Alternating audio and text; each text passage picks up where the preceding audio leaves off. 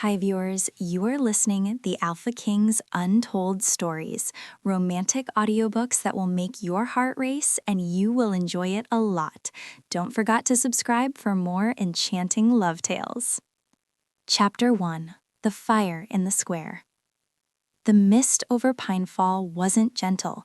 It was a suffocating shroud, thick with the scent of wet earth and colder things, like the judgment of an entire pack. Ilara stood in the village clearing, the rough hemp of the binding rope already a cruel brand against her wrists. She focused on the cracks in the ancient cobblestones beneath her bare feet. 1, 2, 57. Anything to anchor herself against the tide of faces staring back at her. Faces she had healed with herbs and careful hands. Faces she had fed with the last of her winter stores.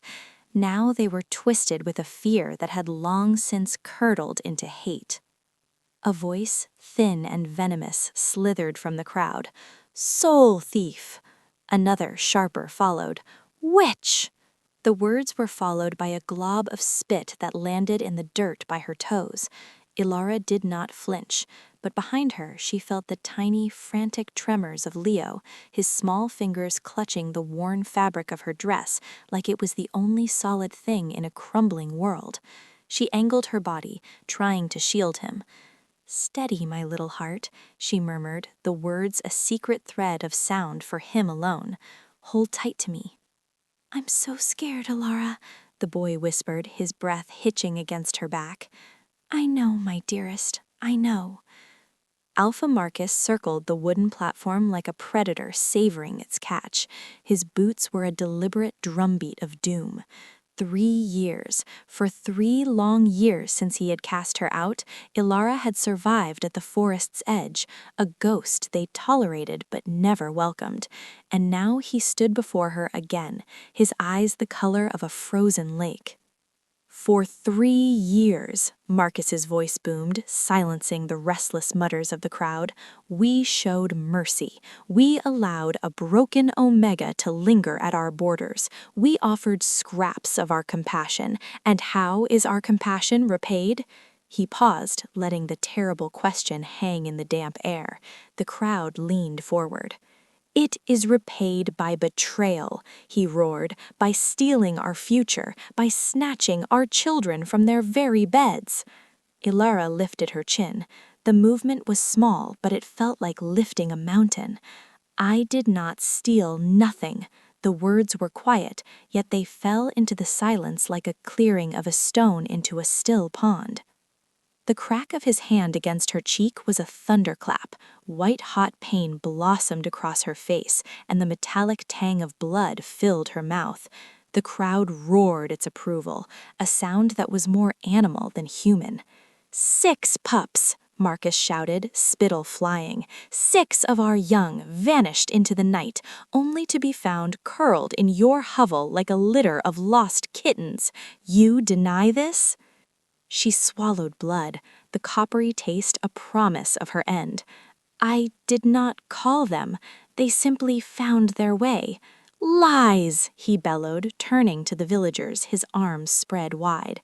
"She weaves spells around their innocent minds. She is a poison in our soil, and I say we cut this blight from our roots today."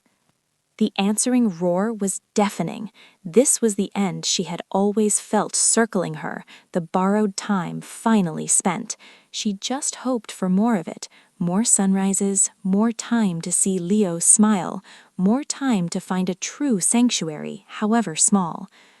"The penalty for witchcraft and theft of pack young is death," Marcus declared, his voice dropping into a grim ritual. He drew a curved, wicked-looking blade from his belt. The steel gleamed dully in the oppressive gray light. He paused, a cruel smirk playing on his lips. "Unless one voice among you would speak for her, would vouch for this creature." The silence that followed was heavier than the mist. It was the silence of a tomb being sealed. Ilara closed her eyes. Her hand found Leo's behind her back for one final desperate squeeze. "Forgive me, little heart." Then a new sound shook the earth, not thunder, but something deeper, more rhythmic, a pounding that made the cobblestones tremble, the pounding of hooves, dozens of them. They emerged from the mist like specters, riders on immense dark horses, their armor clinking with a cold foreign music, their banners snapping in the damp air like the wings of great birds, a standard she had only heard of in fireside tales, a silver wolf howling beneath a crowned mountain peak, the sigil of Stonehaven, the mark of the sovereign, the Alpha King's own guard. The crowd recoiled as one, a wave of fearful shock. The riders formed a gleaming, impassable circle around the clearing. Marcus's face went pale as fresh milk, his blade suddenly looking like a child's toy in his hand. "What is the meaning of this intrusion?" he blustered, but his voice lacked its earlier power. "This is Pinefall Pack territory. You have no authority here." "I have authority everywhere." The voice was a low rumble, the sound of distant rock slides and deep earth. The speaker dismounted. He was a mountain of a man, unfolding from his saddle with a predator's grace that spoke of lethal power held in perfect check.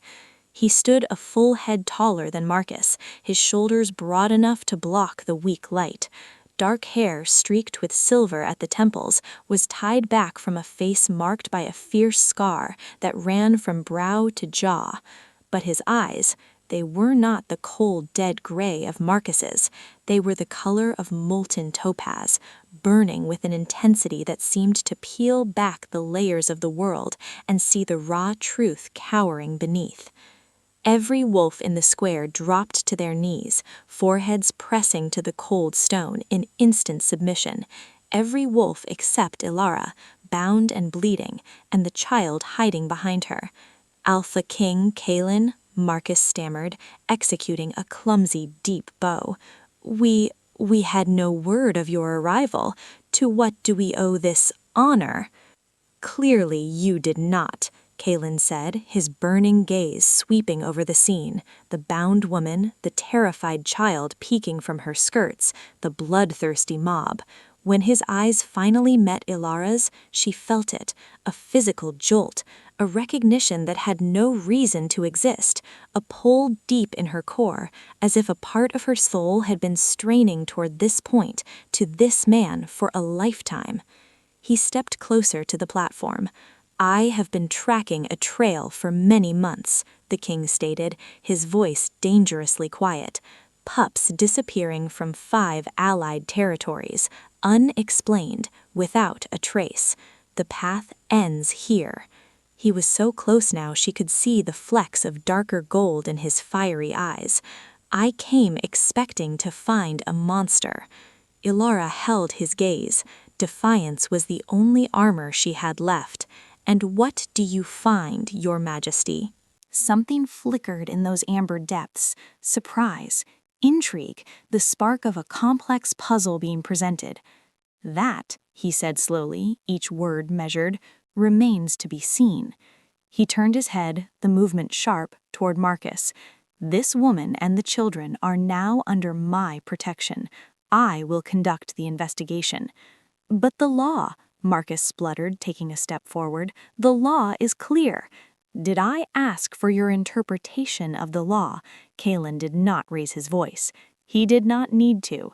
Marcus stumbled back as if physically shoved by the weight of the king's will.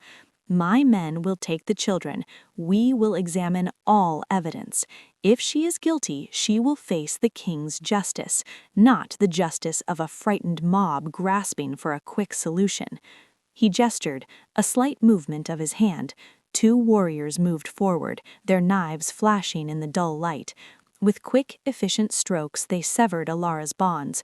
The rope fell away, and the blood rushed back into her hands with a painful, prickling heat.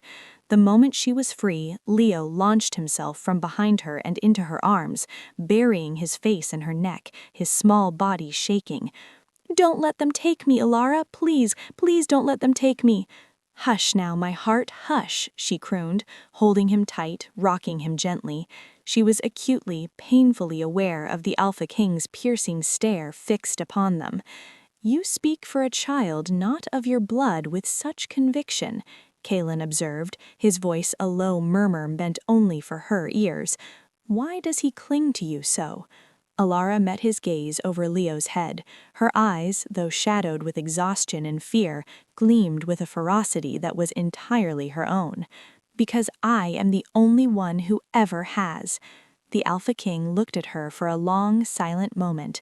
The outright hostility of the square had melted away, replaced by his overwhelming presence, and something far more complex, something unreadable in his stern face.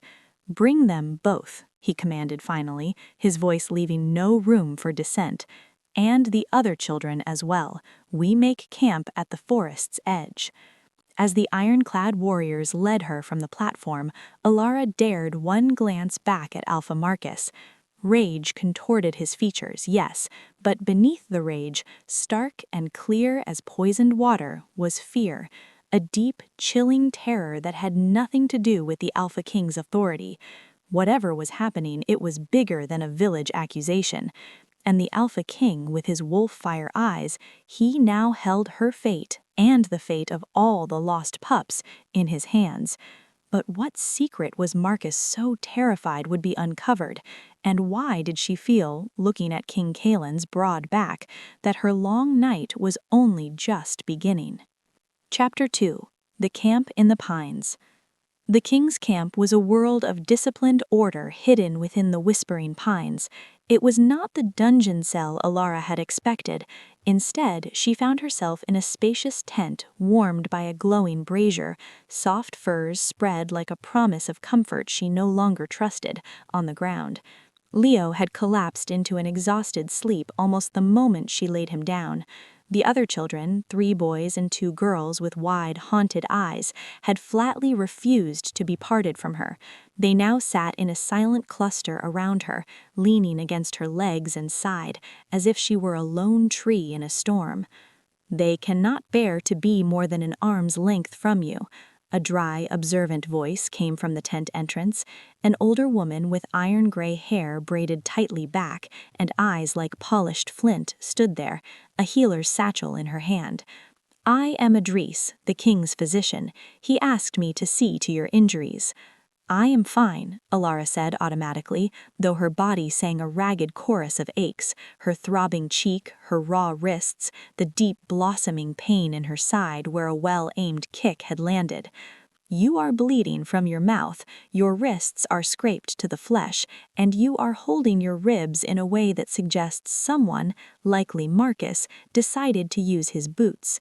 Sit before you fall and frighten the children further." Alara sat. As Idris cleaned the cut on her cheek with a tincture that stung sharply, then soothed, Alara's thoughts spiraled back to the Alpha King, Kaelin, that strange magnetic pull, the way his eyes had seen past her fear. "Why is he truly here?" she whispered, more to herself than to the physician. "Surely the sovereign does not hunt for missing children personally. He has generals for that."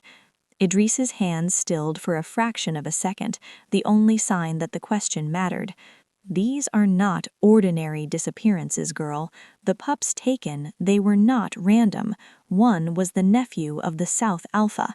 Another was the godson of the Western Border Lord." She met Alara's gaze, her flinty eyes serious. "And one was the only daughter of Kaelin's own first general, vanished from the heart of Stonehaven itself." Alara's blood seemed to freeze in her veins. A cold dread, deeper than any she had felt on the platform, seized her.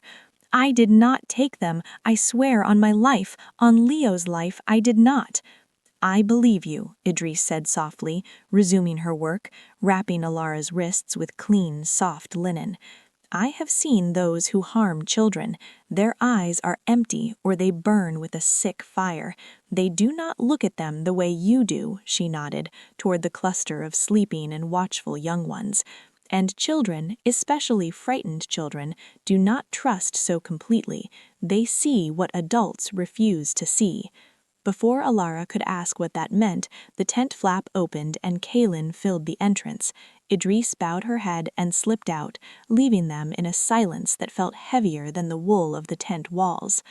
Alara stood, ignoring the protest of her ribs. "Have you come to question me, Your Majesty?" "I have come to understand." He moved closer, his presence making the tent feel suddenly small, intimate. His gaze swept over the children before settling on her, intense and searching. "Tell me, from the beginning, how did they find you?" "I do not know." The truth, raw and simple. "The first came in the deepest winter, over a year ago, a boy barely 4, half frozen at my door. I warmed him, fed him, and at first light I returned him to the village edge. 2 weeks later another came, then another, from different directions, from territories I only know from tales. They all just arrived." Kalen's eyes narrowed. "And you expect me to believe in such a coincidence?" Alara's temper, worn thin by fear and pain and the endless weight of suspicion, sparked. "You expect nothing from you. I have learned to expect nothing from Alphams. I did not call them. I did not lure them with sweets or promises. They came, stumbling, crying, lost. And I could not turn them away. Would you have preferred I let them perish in the snow? Would that have made me less of a monster in your eyes?" Something shifted in his stern expression. A muscle ticked in his jaw. "You were cast out, rejected. Most in your position would be hollow with bitterness or wild with rage. Yet you shelter the lost without a single thought for the consequence to yourself." "Someone must," she said, the fire leaving her voice, leaving only a weary resignation. "It seems no one else would." He studied her, the silence stretching. "What are you, Alara of Pinefall?" The question was a knife to a wound that had never healed. Defective, broken, useless. The old labels echoed in her mind, the chorus of her childhood. "I am no one," she said, the words tasting of ash and old shame. "Just an omega who cannot shift, a mistake of nature." His amber eyes flickered. Before he could speak, a small, weak cry pierced the air. The youngest of the new children, a boy named Bram, sat up on the furs, his face flushed an alarming red, his eyes glassy and unseeing. "Alara, my head, it's burning." She was at his side in an instant, her palm flying to his forehead. He was scorching hot, the fever consuming him with terrifying speed. His breaths became shallow, ragged pants, and a faint bluish tint touched his lips. "Something is wrong," Alara breathed, panic clawing up her throat. "This is no simple chill. He is fading." Kalen moved toward the entrance. "I will fetch Idris." "There is no time." Without thought, driven by a desperation that overrode a lifetime of hiding, Alara reached for the locked box inside her soul, the one she had sealed in terror as a child. A warmth, unfamiliar and terrifying, bloomed in her chest. It was not the warmth of the brazier. It was alive. It spiraled down her arms, a tingling river of power, into her hands. When she opened her eyes, a soft, golden light was emanating from her palms, flowing over Bram's small, fever-racked body like liquid sunlight. She could feel the sickness, a dark, thorny, writhing poison in his blood. It was foreign, wrong. With a gentleness that belied her inner terror, she let her light wrap around the darkness. It resisted, thorn digging into her will, but her light was relentless, soothing, dissolving.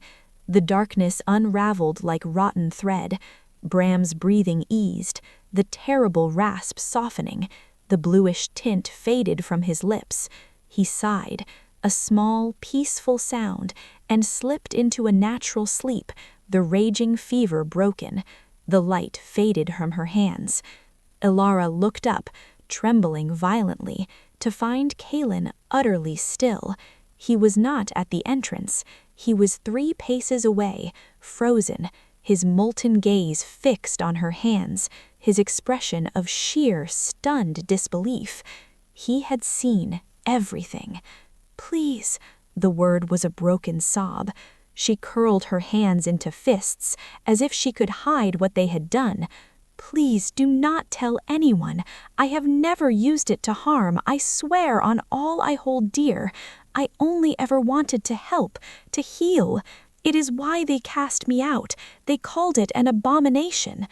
"No." The word was fierce, final. He crossed the space and knelt before her, bringing them to eye level. This close, she could see the fire in his eyes was alive, shifting like flames. "What you have is not an abomination. It is the old gift, the living light of the first wolves." He saw her blank confusion and shook his head slowly, as if struggling to reconcile legend with the woman before him. "Centuries ago, our kind possessed more than the shift. They could heal with a touch, see truths in water and smoke, guide lost souls home through storm and shadow. These gifts faded with time. We thought they were lost to the ages, myths for storybooks. But Elara stammered, looking at her own ordinary trembling hands. "I am not even a true wolf. I cannot shift. How could I bear such a thing?" "Show me your hands." The command was quiet but absolute. Hesitantly, Elara uncurled her fists and extended her palms. Kaelin took them in his own. The moment their skin touched, it was as if a dormant star had exploded between them. A jolt of pure, white-hot energy shot up Elara's arms, searing through her chest, stealing her breath. She gasped. Kaelin got rigid. A low, sharp inhale hissed through his teeth. His fingers tightened around hers, not in pain, but in shock. "You feel that?" he breathed. It wasn't a question. Elara could not speak. Where his skin met hers, it felt alive, electric. A chord of awareness thrummed to life in the center of her being, a chord of awareness pulling taut, vibrating with a frequency that was entirely new. She could feel her own frantic heartbeat, and beneath it, echoing like a deep drum, the steady, powerful rhythm of his. "What is this?" she finally managed, her voice thin and reedy. Kaelin did not answer immediately. He stared at their joined hands as if he held the most precious and dangerous artifact in the world. When he finally spoke, his voice was rough with an emotion she could not name. "You are coming with me to Stonehaven." "As your prisoner?" The thought was a cold stone in her stomach. His burning eyes met hers, and in them she saw a terrifying resolve. "As a guest, under my personal protection, the power you carry, if it were known to the wider world, every alpha with ambition or fear in his heart would hunt you. Some would seek to use you like a tool, a weapon. Others would destroy you simply for being different." "And you?" Elara whispered, her heart pounding a frantic rhythm against her ribs. "What do you want from me?"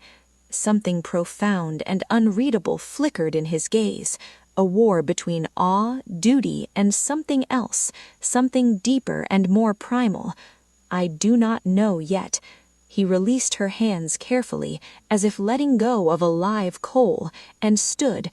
"We leave at first light. Prepare yourself and the children." Then he was gone, vanishing into the night, leaving Elara alone with the sleeping children and the echo of that impossible, electrifying touch. Her hands still tingled. Her soul felt awakened, stirred from a long slumber. But to what? And what terrible truth had her healing light just revealed to the most powerful wolf in the world? The journey to Stonehaven was just beginning, but the path ahead felt shrouded in a deeper, more dangerous mist than any that clung to Pinefall. Chapter 3. The Howl in the Night. Sleep was a stranger that night. Elara lay awake on the foreign furs, listening to the foreign sounds of the camp, The low murmur of guards exchanging passwords, the soft snort of horses, the distant, mournful howls of patrol wolves on the wind, the strange electric sensation from Kaelin's touch still hummed beneath her skin, a secret current she could not quiet. She must have dozed when she woke to voices outside her tent, hushed and tense, Kaelin's low rumble and another man's, urgent and disbelieving. Kaelin's low rumble and another man's, urgent and disbelieving. That cannot be what you're suggesting, my king. It's not possible. She's weak, untrained. The bond doesn't manifest that way. Not without the shift, not without the moon's call. I know what I felt, Rylan. Kaelin's voice was clipped, a blade of sound in the dark. It was more than the gift. It was a pull, an acknowledgement. With respect, you've carried the weight of the crown alone for 20 winters. Your wolf is the soul of our people. Perhaps it is simply reaching, seeking a connection where there is none, out of sheer loneliness. Do not presume to tell me what my wolf is feeling. A pause, thick with strained authority. When Kaelin spoke again, his voice was controlled, deadly quiet. I need answers, not doubts. When we reach Stonehaven, search the old archives, the sealed ones. Find me everything about the old gifts and about bonds that defy tradition, discreetly. As you command, my king. Footsteps retreated. Ilara lay frozen, the rough wool of the blanket clutched in her fists. Bond. He had said bond. The word echoed in the dark confines of her mind, terrifying and impossible implication. What did it mean? Was it related to the pull she felt? A thin, terrified whimper sliced through her spiraling thoughts. Across the tent, little Leo was thrashing in his sleep, trapped in a nightmare. No, the dark ones, they're in the trees. Don't let them take me. Ilara pushed herself up, ignoring the protest from her ribs, and went to him. She gathered his small, trembling form close, rocking him gently. Shh, my little heart, I am here. You are safe. It's just a dream, a shadow of the day.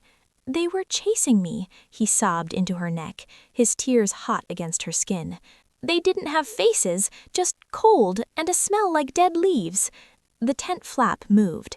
Kaelin stood in the entrance again, his broad silhouette blocking the faint moonlight from outside.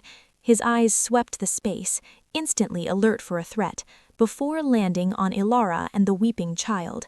In the dimness, he seemed less a king and more a primal guardian, drawn by the distress of a pup.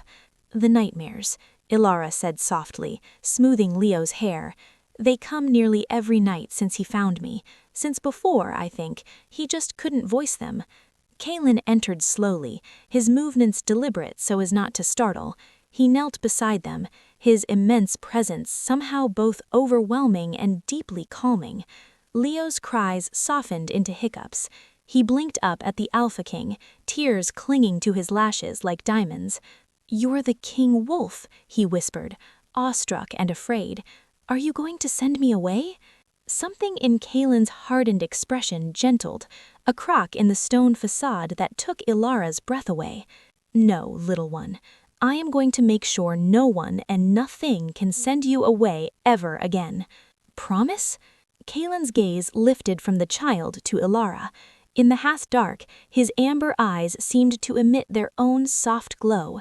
The intensity there was not of royal command, but of a vow carved into bedrock. "On my honor and on the strength of Stonehaven, I promise," he said, the words resonant and sure, filling the tent with their weight. Leo settled, his small hand fisting in Ilara's sleeve, his breathing gradually slowing into the rhythm of sleep. The tent fell into a silence punctuated only by the crackle of the brazier's last embers. Ilara knew she should look away. She should maintain a respectful, fearful distance from this dangerous male who held her life in his hands. But she couldn't. That invisible cord, the one forged when their hands touched, seemed to draw her gaze to his and hold it fast. Slowly, as if moving through deep water, Kaelin reached out. His fingers, calloused and strong from wielding sword and scepter, brushed her cheek, the very spot Alpha Marcus had struck. It was the lightest touch, feather soft, barely there at all. Yet Ilara felt it like a brand searing through to her soul. His eyes flared, the gold in them brightening, molten. A sound escaped him, a low, visceral rumble that vibrated in the quiet space between them. Not a growl of threat, but something else, something ancient, possessive, and full of a deep, restless recognition. It coiled a strange, warm tension low in Ilara's belly and stole the breath from her throat. Then, as if shocked by his own actions, Kalen jerked his hand back as if burned. He rose to his feet so swiftly the air stirred around them, cool against her suddenly warm skin. "Forgive me," he said, his voice rough, almost pained. "I should not have. I must go." He was gone before Ilara could form a single word, leaving her alone with the sleeping child and a heart pounding a frantic, confused rhythm against her ribs. She pressed her fingers to her cheek, where his touch lingered.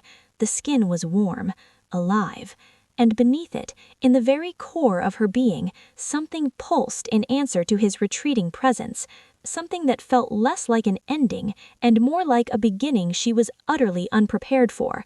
What was this connection that unsettled even the Alpha King himself? What force could make a man who commanded armies flinch from a simple touch? And if it was real, what terrifying, wonderful destiny did it herald for a rejected Omega who had only ever wanted to be left in peace? Dawn came too soon, pale and cold. The camp broke apart with a grim efficiency, a symphony of clinking armor and guttural commands. Ilara found herself mounted on a steady, broad-backed mare, Leo secured in front of her, his small body nestled against her for warmth. They were surrounded by a phalanx of the king's warriors, their faces set in grim lines. The other children rode in a sturdy, covered wagon, a small, solemn convoy of the lost. Kalen had not spoken to her since fleeing her tent in the night. He rode at the head of the column, his back a straight, unyielding line of black leather and resolve, never once glancing back. But Ilara could feel him.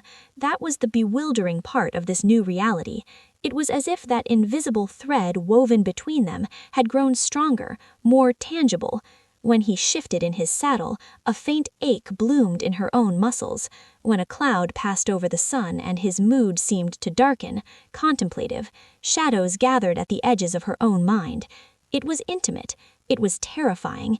It felt like a form of madness. "You're watching the king wolf again," Leo observed, his voice muffled against her cloak. Ilara jerked her gaze away, heat rising to her cheeks. "I was just watching the path. It's treacherous here." Leo tilted his head back to look up at her, his child's eyes far too knowing. "He watches you, too, when you're looking at the trees or the sky. His eyes get all shiny, like when I look at the honey cakes at midsummer." "Hush now, little heart," Ilara murmured, pulling her cloak tighter around them both, a feeble defense against his perception and the strange new world she was trapped in. The landscape transformed as they journeyed north. The gentle, mist-cloaked valleys of Pinefall gave way to dense, whispering pine forests that seemed to swallow sound, and then to sheer, rocky highlands where the wind screamed like a tormented spirit. By midday, despite the furs, Ilara was shivering violently. The cold here was a sharp-toothed beast, gnawing through layers of wool and leather. Then, Kalen raised a clenched fist. The entire column halted. The sudden silence was deafening, broken only by the moan of the wind. Rylan, the captain, guided his horse closer to Ilara, his face grim. "The Serpent's Pass, my lady. Ambush country for 100 years. Stay in the center of the formation. Do not stray for any reason. Not for a dropped glove, not for a crying child. Do you understand?" Ilara nodded, her throat tight. She pulled Leo closer.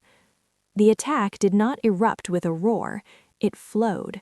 From the jagged rock faces on either side of the narrow pass, wolves streamed downward, not in human form, but fully shifted. They were not like Kalen's majestic, disciplined warriors. These were smaller, leaner, their pelts patchy and dull, their eyes burning with a feral, sickly yellow light. Rogues, but there was an organized malice to their silence that spoke of more than simple feral hunger. "Shields! Protect the wagon!" The shout went up. Chaos, silent and deadly, descended. Kalen's warriors shifted in a blur of magnificent power, silver, black, tawny wolves meeting the rogues in a brutal, snarling dance of snapping teeth and flashing claws. But the rogues were countless. For every one felled, two more seemed to pour from the rocks. Ilara's mare reared, screaming in terror. Leo cried out, and Ilara clung to him, her muscles straining to keep them both mounted. A gaunt, brindled rogue broke through the defensive line, its jaws dripping with saliva as it lunged straight for them, a living arrow of malice. Ilara kicked out desperately, her boot connecting with its snout with a sickening crunch of bone. It yelped and fell back, only to be replaced by another. Then he was there. Kalen, in his wolf form, was a creature of pure, awe-inspiring legend. He was enormous, a titan of storm-gray fur and coiled, terrifying power, his eyes blazing like captured suns. He moved with a savage, beautiful grace, a force of nature unleashed. He tore through the attackers as if they were made of dry straw, a whirlwind of protection, a living wall of fury between the rogues and the children. But one, cunning and fast, slipped past his guard, a wiry beast with one milky eye, its focus laser-sharp on Ilara and the child in her arms. Time seemed to slow, to thicken like cold syrup. Ilara saw death coming in its yellowed teeth, felt Leo's arms tighten like a vice around her waist, heard the thunder of her own heartbeat drowning out all other sound. No. The thought was not a plea, it was a command, a decree from the deepest, most primal part of her soul, and with it, the light answered. But not the gentle healing warmth from the tent. This was different. This was fury, a pure, searing, protective rage. It erupted from her not in a soft glow, but in a blinding, concussive wave of golden-white energy. It struck the leaping rogue mid-air. The beast shrieked, a sound of pure, unadulterated agony, and was flung backward as if hit by a falling boulder. It slammed into the rock face, slid down, and fled, whimpering and smoking, into a crevice. The remaining rogues faltered, their feral courage broken by the unearthly sight, and scattered back into the rocks as quickly as they had come. Silence crashed down, heavier than before, broken only by the harsh panting of warriors and the soft, pained whimpers of the wounded. Ilara sat frozen, staring at her own hands. They were still glowing faintly, pulsing with a light so fierce her own skin seemed translucent. She could feel the power humming through her veins, wild, unfamiliar, and terrifyingly potent. Kalen shifted back. He strode toward her through the carnage, bare-chested and heaving, scratches already knitting closed on his skin. But his eyes were locked on her illuminated hands with an expression that stole the air from Ilara's lungs. It was awe, and a dawning profound terror. What was that?" he demanded, his voice a hoarse rasp. "I don't know," she whispered, her voice vibrating as violently as her hands. The light finally faded, leaving her cold and empty. "It's never done that before. It's always only been for healing, for soothing." "You called the light as a weapon," he said, now so close she could feel the heat radiating from him, smell the scent of ozone and wildness on his skin. "The old gift has many facets, healing, foresight, the call that guides the lost. But there are older legends, whispers from the darkest chapters of our history. The wrath light, the warrior aspect of the first wolf's blessing. It was said to manifest only when the heart of the gifted one was purely, utterly set on protection, on the defense of the defenseless." Elara looked from her tingling hands to Leo, who was clinging to her, alive and whole, his face buried in her cloak. Her heart in that moment had been a single screaming note. Protect him. Nothing else had existed. "Something is happening," Kaelin said, the words seeming dragged from him against his will. "Your blood." He took a shivering breath, as if steeling himself. "The bond. My wolf, it recognized you. In that square, it knew you before I did." Ilara's heart hammered against her ribs. "Recognized me as what?" He didn't answer with words. His gaze dropped to the column of her throat, and she saw his jaw clench with a visible physical struggle. One of his hands rose, trembling slightly as if fighting against its own will, and his fingertips brushed the sensitive skin where her neck met her shoulder. A low, resonant growl rumbled from his chest. It wasn't threatening, it was claiming, primordial, a sound that spoke of territories and truths older than kingdoms. "Talon," she breathed his name, and the sound of it on her lips seemed to shatter the last of his control. He pulled her from the saddle, gathering her against him, burying his face in the crook of her neck. He breathed her in, a deep, shuddering inhale, as if she was the only source of air in a drowning world. She should have been terrified. She should have fought. Instead, her body went pliant, melting into his solid, unshakable strength, recognizing on some primordial, cellular level what her mind still rebelled against. "Mine," he growled, the word vibrating against her skin, a seal and a sentence. Then his teeth grazed the very spot his fingers had touched, a sharp, shocking sensation of pressure and heat, and he bit down. The world did not explode. It unmade itself. Pain and a shocking, overwhelming sense of rightness fused into something transcendent, a lightning bolt that welded her soul to his. She cried out, her fingers digging into the hard muscles of his shoulders. She was dimly aware of his arms locking around her, crushing her to him as if he could imprint her onto his very bones. But mostly she was aware of him, his essence, his memories, his very soul flooding into her through the claiming bite. She saw a boy, too young, crowned with a weight of grief and steel. She felt decades of solitude, a throne that was a beautiful, lonely cage. She witnessed 20 winters of a silent, aching search for a missing piece he could not name. When Kaelin finally released her, they were both gasping, clinging to each other as the world slowly, painfully righted itself. The sounds of the past returned, the wind, the groans of the wounded, the nervous stamp of horses. Elara touched her throat. She could feel the mark, a raised, intricate sigil of tender flesh, but the sharp pain was gone. In its place was a deep, resonant pulse, a second heartbeat that thrummed in perfect sync with the one in her chest. It hummed with a connection that felt as vital as her own breath. "What did you do?" she whispered, her voice raw. Kaelin's face was ashen, his eyes wide with horrified realization. He still held her, but his arms had loosened from a crushing grip to a trembling support. "I claimed you." The words were a broken confession. "Forgive me, I lost all control.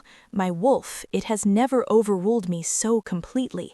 I have bound you to me, to my life, my throne, my wars, without your consent." "The bond," Elara said slowly, the truth settling over her like a heavy, alien cloak. "This is what you meant. You are my mate." He said it like it was both a miracle and a curse. "The one my soul has waited a lifetime for, and in one moment of weakness I have chained you to a king, a crown, and enemies you have never met." She should have been furious. She should have felt trapped, violated, used. But as she turned her senses inward, past the shock and the strange, buzzing energy of the new mark, all she found was a profound, unshakable calm. The yawning loneliness that had been her constant companion since birth was simply gone, replaced by a warmth, a solidity, a sense of home she had never dared dream of. It wasn't a cage, it was an anchor in a suddenly turbulent sea. "Show me," she whispered, her voice firmer now. She looked up into his tormented eyes. "Don't apologize. Show me what it means." The journey to Stonehaven changed irrevocably from that moment. The invisible thread was now a golden chain, radiant and unbreakable. Kaelin did not retreat again. He rode beside her, his presence a constant, steady pressure against her newfound senses. He spoke to her, not as a prisoner or a curiosity, but as someone integral. He explained the politics of the realm, the tensions between the great pacts, the history of the old gifts as he knew it, fragmented and half-remembered. The children, sensing the shift, grew less fearful, their whispers occasionally breaking into quiet play inside the wagon. And Stonehaven, when it finally appeared, did not simply come into view, it manifested. The mountain itself seemed to have given birth to a fortress. Towers of sleek, dark gray stone clawed at the clouds, their lines so sharp they looked carved by wind itself. Walls followed the mountain's brutal contours, growing from the rock as if they had always been there. Waterfalls, born from glacial melt high above, cascaded into mist-shrouded chasms that echoed with a deep, perpetual rumble. Banners bearing the silver howling wolf snapped defiantly against a sky the color of iron. "Home," Kaelin said, his voice low beside her. His hand covered hers on the reins, a gesture of possession and, she sensed, a silent plea for understanding. Alara's breath caught. "It's terrifying." "It is yours now." His thumb stroked the back of her hand. "Everything I have, everything I am, the bond makes it so. By our oldest laws, you are queen consort." She turned to look at him, the wind whipping strands of dark hair across her face. "You say that as if you are handing me a death sentence." "For you, it may be," he said, pain etching fresh lines beside his eyes. "I have brought you to the heart of a world you do not know, surrounded by wolves who will see your lack of shift, your power, as a threat or a weakness to exploit. You did not choose this." "Did you?" The question hung between them, sharp and necessary. He was silent, his amber gaze searching hers as the colossal gates of Stonehaven began to swing inward before them. Then slowly, as if drawn by a force greater than his formidable will, he reached out and cupped her face. His palm was warm, calloused, devastatingly gentle against her cheek. "I have wanted nothing else," he breathed, the confession raw and stunning in its honesty. "Since the moment I saw you standing in that square, unbroken." The words seeped into her, warming the cold places doubt had begun to touch. She leaned into his touch. "Then stop apologizing, Kaelin, and start teaching me how to survive your court." They entered Stonehaven as the setting sun bled across the stone, painting the world in fiery orange and long, deep shadows. The streets were lined, not with cheering crowds, but with a silent, watchful sea of faces. Warriors, crafters, elders, mothers with children peeking from behind their skirts, all stared at the Omega their king had brought home. Some looks held sharp curiosity, most held a deep, simmering suspicion, a warrior's distrust of the unknown. Ilara kept her chin high, her hand firmly clasped in Kaelin's, drawing strength from the steady, sure pulse of the bond. The great hall was a cavern hewn from living rock, the air cold and smelling of ozone, torch smoke, and old, immense power. At the far end, on a dais of black basalt, sat a throne of intertwined silver and stone, but it was the figures before it that commanded attention, 7 of them, each an alpha of a major allied territory. Their collective aura was a wall of barely contained dominance, a physical pressure in the room. A silver-haired alpha with eyes like chips of granite stepped forward. His voice when he spoke was polished and cold.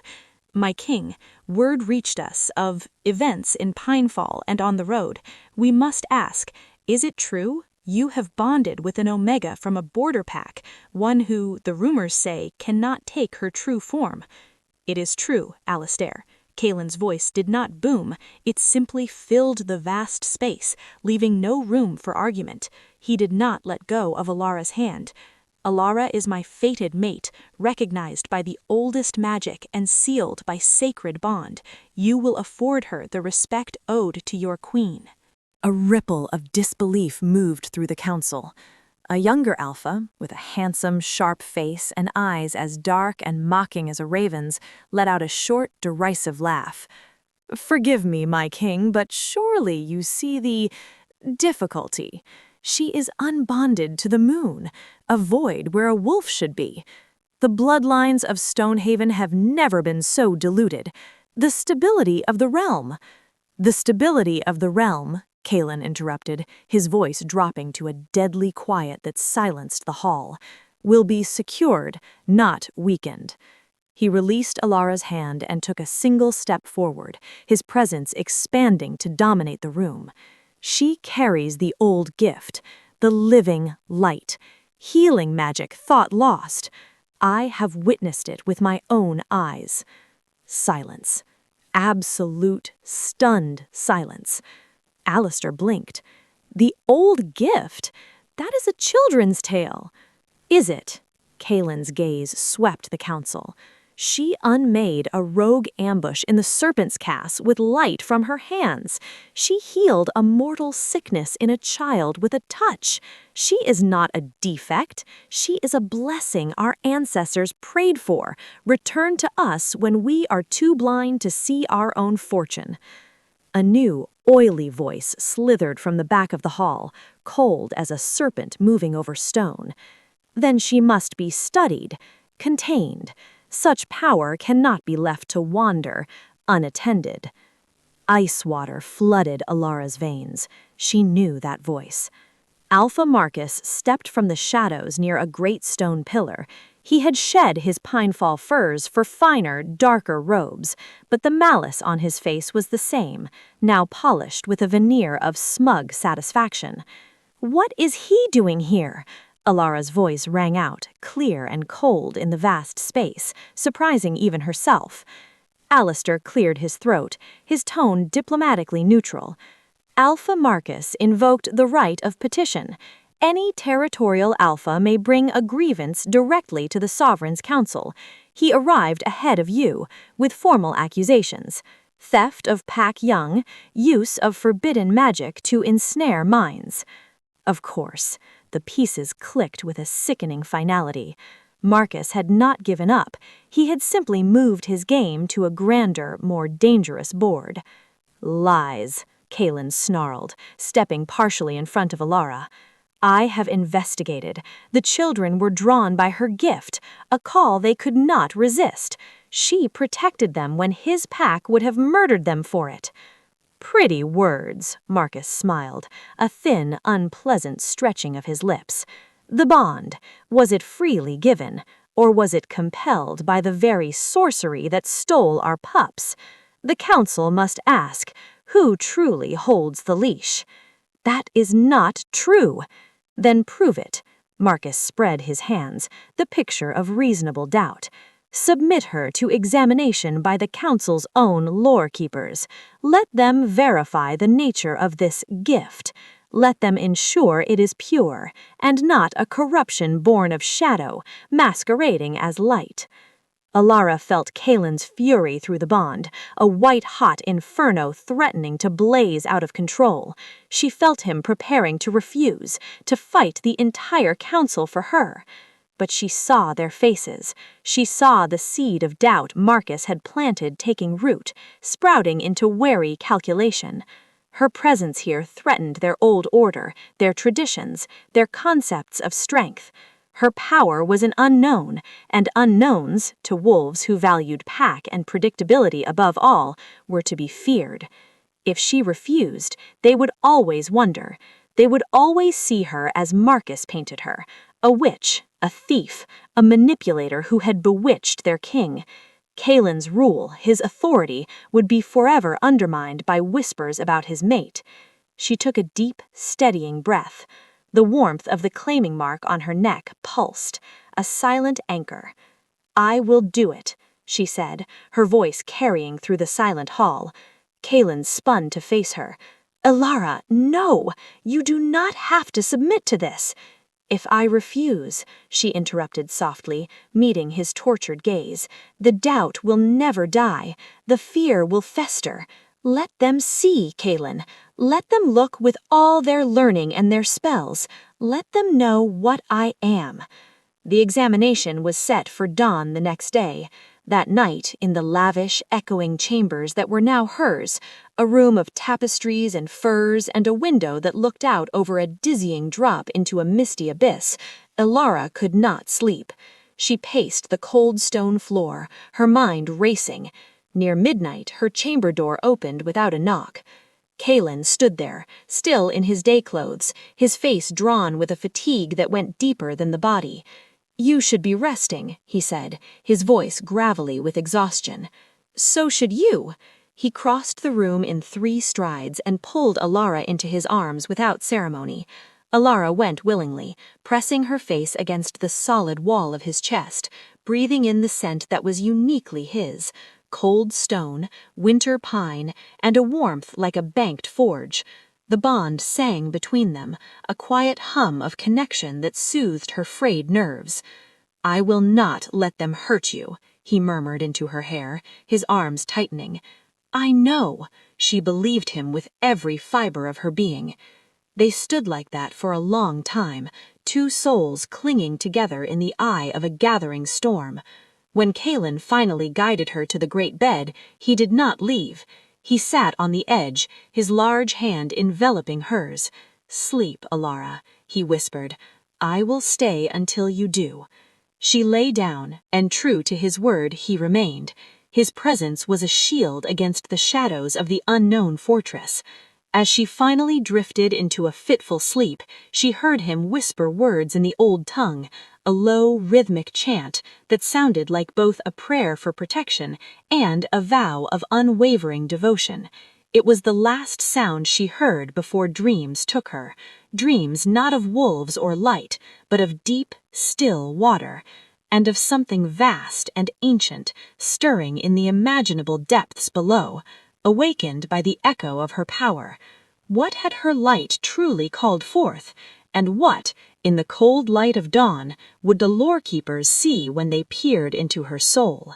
The fortress of stone around her felt less like a protection and more like a gilded cage suspended over an abyss. The real trial was just beginning. Chapter 5. The Chamber of Echoes. The examination chamber lay in the mountain's deepest heart, a place where the weight of the world pressed down from above and the cold seeped up from below. It was not a room, but a geode cracked open, walls of jagged, crystalline rock that caught and fractured the torchlight into 1,000 dancing spears of orange and blue. In the center of the uneven floor, a circle was etched into the stone, filled with symbols so old their meanings were whispers on the wind. Elara stood within that circle, wearing a simple sleeveless shift of undyed linen. Around her, 7 hooded lore-keepers formed a silent, unmoving ring. Their faces were hidden in shadow, but their hands, pale and long-fingered, were clasped before them. The air hummed with a latent energy that made the hairs on her arms stand on end. Kaelin had been barred at the cavern entrance by ancient law. She could feel him through the bond, a constant, raging storm of protectiveness and dread, battering against the immutable wards that sealed the chamber. It was her only comfort. The eldest lore-keeper, a woman's voice was the sound of parchment crumbling to dust, broke the silence. "We will seek your truth, child, not the truth you believe, nor the truth others have told you, the truth that lies at the root of your being. Light or shadow, gift or curse, nothing can be hidden from the echoes in this place. Prepare yourself." They began to chant, The language was not guttural, but musical and alien, the words like drops of cold water falling into a perfectly still pool, each one sending ripples through the very air. The magic did not touch her gently, it struck her, a cold, invasive probe that pushed past skin and bone, plunging directly into the river of her memories.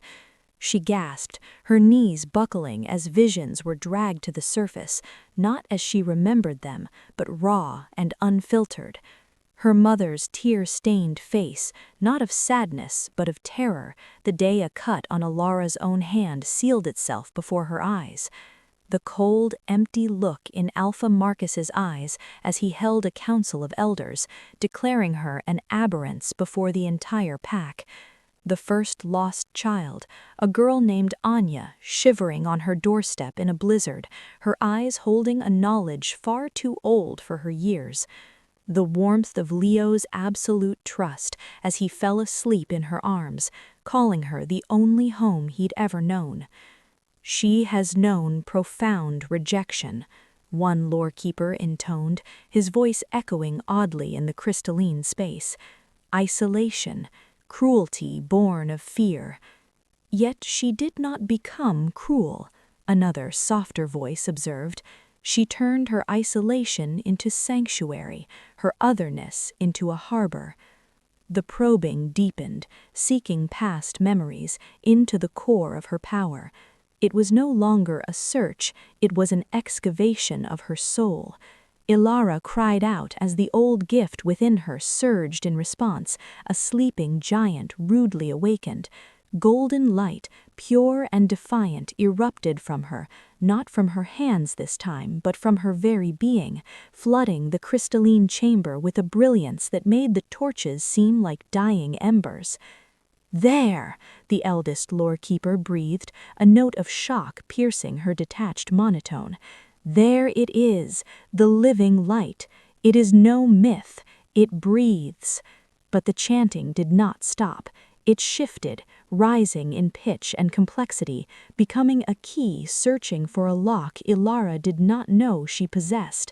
The light from her body swirled, coalescing before her not into a memory, but into a vision. She saw a woman with her face, but older, weary, standing not in a circle of stone, but on a shattered plain under a bruised twilight sky. Battle light poured from her palms, but it was a desperate, failing beam against an overwhelming tide of shifting, formless shadow that swallowed the light itself. Wolves rallied behind her, howling defiance, but they were consumed, their forms dissolving into the gloom.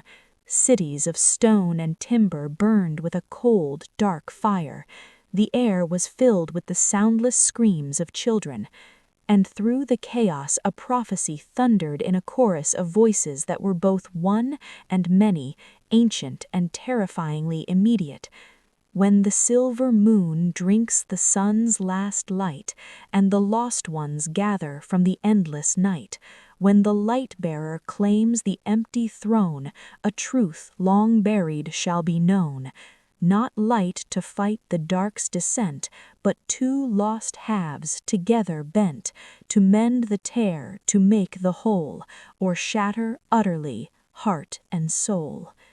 The vision shattered like glass. Ilara collapsed to her knees, gasping, the light snuffing out abruptly and leaving her trembling in the sudden, profound darkness. The lore-keepers staggered back, their hoods falling away to reveal faces etched with what could only be terror. What did you see?" the eldest demanded, her voice shaking. She was an ancient woman with silver eyes that now swam with confusion and fear. "That prophecy, it is not in any of our records. What was its source?" "I don't know," Ilara choked out, wrapping her arms around her. "It came from you, from your magic." "It did not," the lore-keeper whispered, approaching slowly. She knelt, an act of submission that shocked the others, before the trembling Omega. "It came from within you, or rather, from what has been sleeping inside you, waiting for our clumsy keys to awaken it." She looked up, her silver eyes filled with a dreadful awe. Child, do you understand? You are not merely gifted, you are the light-bearer, the one the oldest forgotten verses whisper of, the beacon in the prophecy of the sundered world. Ilara shook her head, scrambling backward on the cold crystal. No, no, that's impossible. I'm just Ilara. I'm broken. I can't even... You are the hinge upon which fate turns, a healer who cannot shift, yet holds the soul light of the first pack, the one who gathers the lost, the one who must stand at the brink of the returning darkness, not to fight it with a sword, but to face it with an open hand. What darkness? Ilara whispered, the vision of the formless, all-consuming shadow seared into her mind. Before the lore-keeper could answer, the chamber doors groaned open with the sound of shearing stone. Kalen stood there, having clearly forced his way past the guards and the wards, his chest heaving, his eyes wild. They found Ilara immediately, scanning her for injury. He took a step toward her, but the eldest lore-keeper's voice stopped him. She is cleansed of the accusations, my king. Cleansed more than cleansed, she is the fulfillment of the prophecy of the sundered world. Your mate will either be the salvation of our people or the catalyst for our end. The words hung in the air, colder than the mountain rock. Kalen's face went stony. He strode forward, ignoring the lore-keepers, and gathered Ilara into his arms. She was shaking violently. What did they do to you? He growled, his voice thick with a menace that promised violence. They showed me the truth, Ilara murmured against his neck, the vision's horror still clinging to her like frost. It's much worse than we imagined. It's not about stealing children, Kalen. It's about a broken world, and I'm supposed to fix it. News, twisted and magnified, raced through Stonehaven like wildfire. By midday, the Omega who had been an object of suspicion was now an object of terrified reverence. Wolves who had sneered now bowed deeply as she passed, but their eyes held not respect but the superstitious fear one shows a natural disaster, awe for its power, and a desperate desire to be far away when it strikes. Back in her chambers, with the door firmly shut against the world, Ilara finally broke. She recounted the prophecy, the vision of the shadow, the chilling words of the lore-keeper. Two lost halves, together bent, she quoted, pacing. What does it mean, Kalen? What is the other half? Is it Marcus? Is it this darkness? I don't know, Kalen admitted, running a hand through his hair. He looked more exhausted than she had ever seen him. The prophecies in our archives are fragments, riddles. No one truly knows their meaning until the events are upon you. Until they happen, Ilara finished, a chill settling in her bones that no fire could touch. A sharp, urgent knock shattered the tense silence. Rylan entered, his face grim. My king, a swift rider from the Southern Watch, 2 border villages, gone. Not burned, just empty, as if every soul simply vanished into thin air. No signs of struggle, no bodies. Kalen's eyes narrowed. Scouts? But Rylan's jaw tightened. They found the children, all of them from both villages, gathered in a clearing a mile into the woods, unharmed, but silent, staring. When the scouts told them they were being taken to Stonehaven, they all spoke at once. What did they say? Ilara asked, her voice barely a whisper. Rylan's gaze shifted to her, filled with a mix of dread and a strange, reluctant hope. They asked for the Lady of the Light. They said she was singing them home, that they had to follow the song. The room seemed to tilt. Ilara stared at him, then at Kalen. The lost children finding her was one thing, but children spared from a silent apocalypse, drawn across leagues to her, that was not a coincidence. It was a pattern, a beacon being answered. It's a trail, Kalen said, his voice low and dangerous. Someone is leaving a trail of breadcrumbs made of orphaned children, leading them to you. Ilara wrapped her arms around herself. He's not just accusing me, he's hurting me. Every lost child is a thread pulling at me, making me responsible, making me a target. She looked at Kaelin, her eyes wide with horror. He's building an army, not of soldiers, but of obligations, of heartstrings, and he's using my own gift as the bait. Kaelin's expression darkened into something truly fearsome. The protector in him warred with the strategist. Then we cut the threads at the source. We find who was doing this and end him. But as Ilara looked out the narrow window at the towering, unforgiving peaks, she knew it wouldn't be that simple. The prophecy had spoken of two halves. She was the light bearer. So who or what was the other half? And were they coming to destroy her or to complete her? The lore keepers had looked into her soul and seen the end of all things. Now she had to live with the terrifying knowledge that they might be right. The game had changed. She was no longer just a player. According to the ancient verses, she was the prize. Chapter 6. The Unseen War. The new children arrived 5 days later, 23 of them. A silent, hollow-eyed procession led through the immense gates of Stonehaven.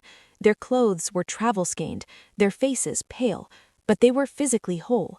It was their silence that was most unnerving, a quiet so deep it seemed to swallow sound. Their eyes held a vacancy, as if the souls behind them had retreated somewhere far away. The moment they crossed into the main courtyard, a shift occurred.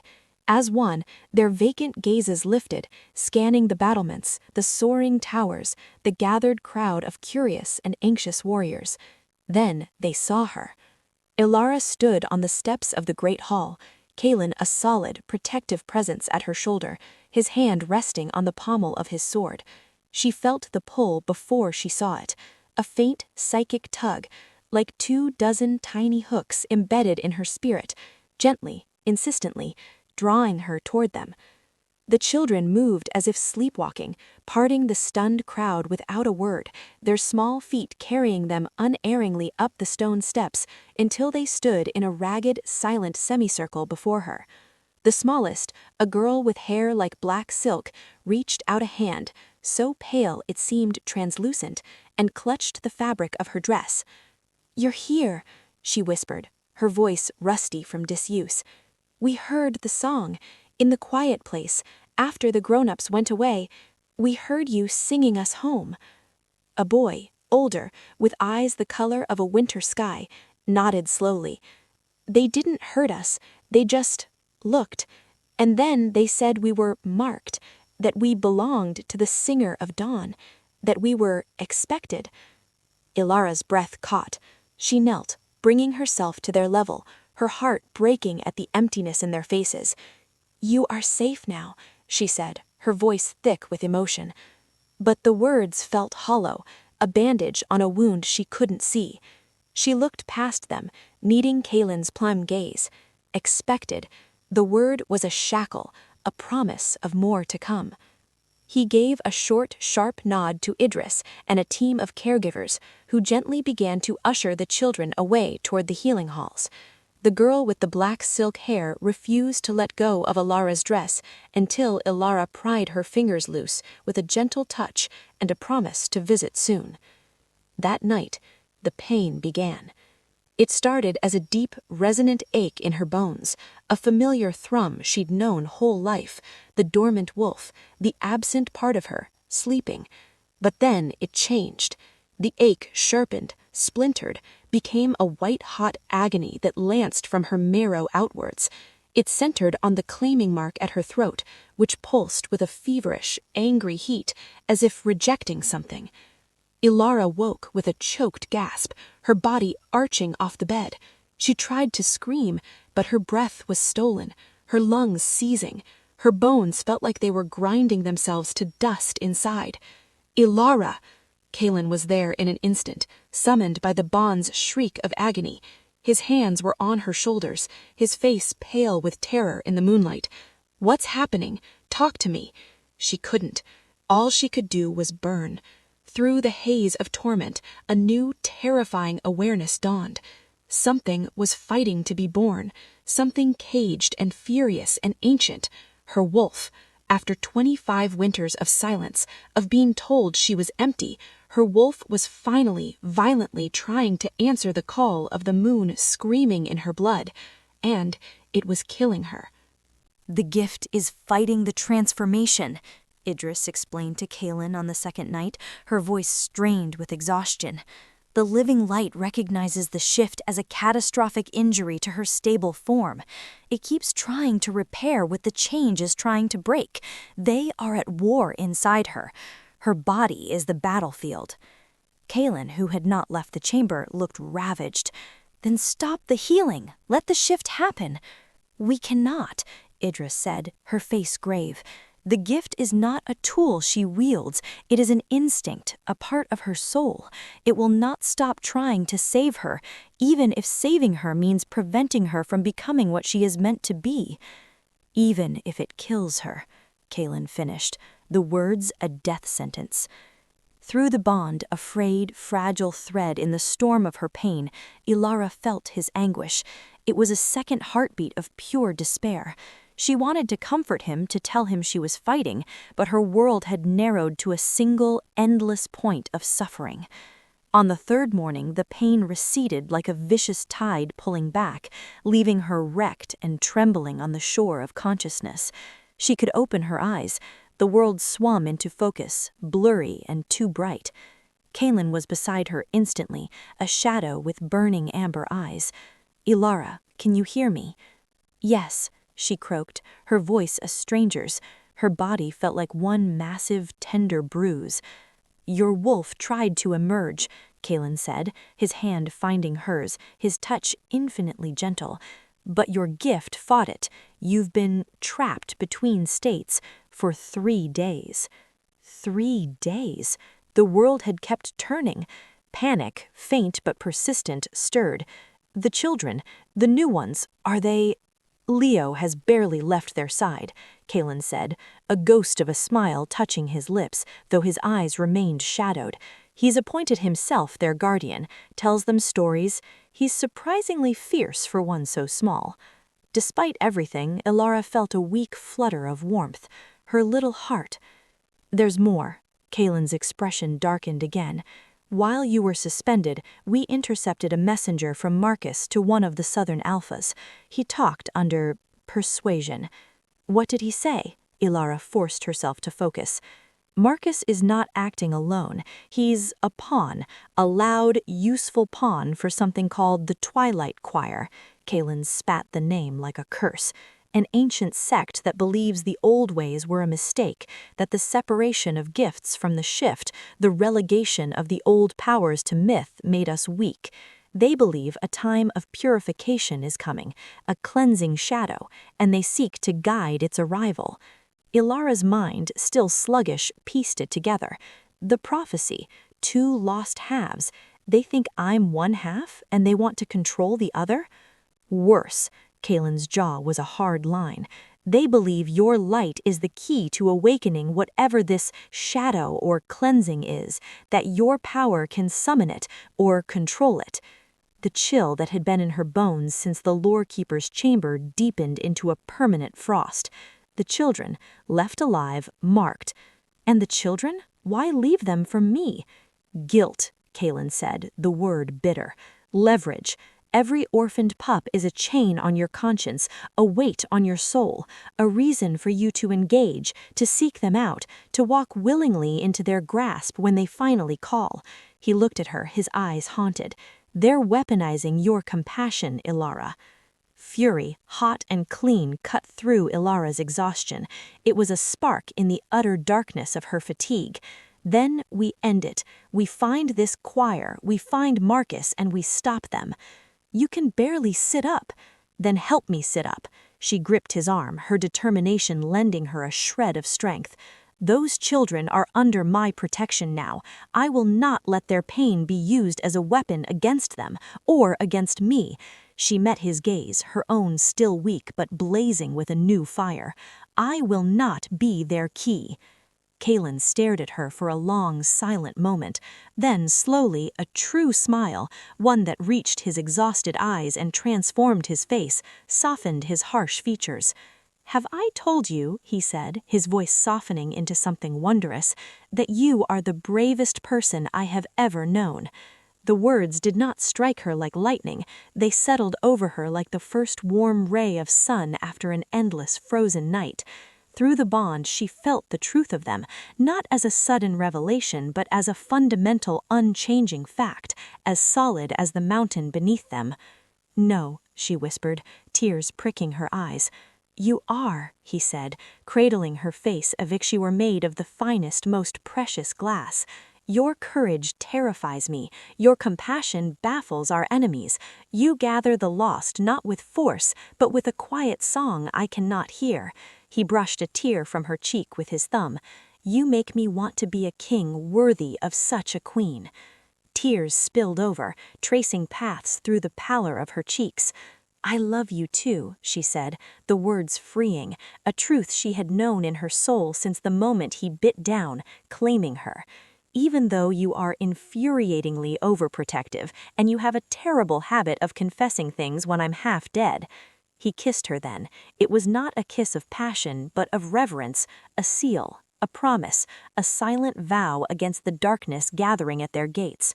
When they parted, oath-breathing shakily, a different kind of strength was flowing into Ilara's veins, not the violent power of the shift, nor the serene power of the light, but the steady, unshakable power of being loved completely and without reservation. The moment was shattered by a commotion in the corridor. The door burst open. Rylan stood there, his armor splattered with mud and something dark, his face ashen.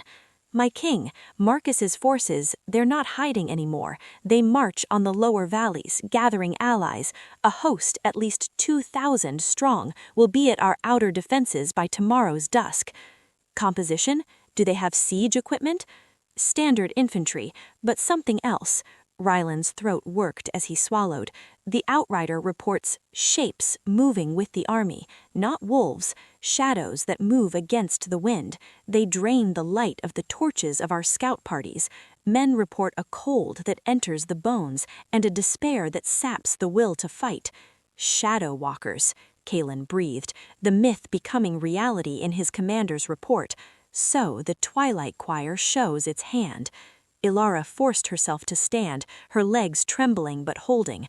The warmth of Kaelin's love was now a forge, tempering her will into steel.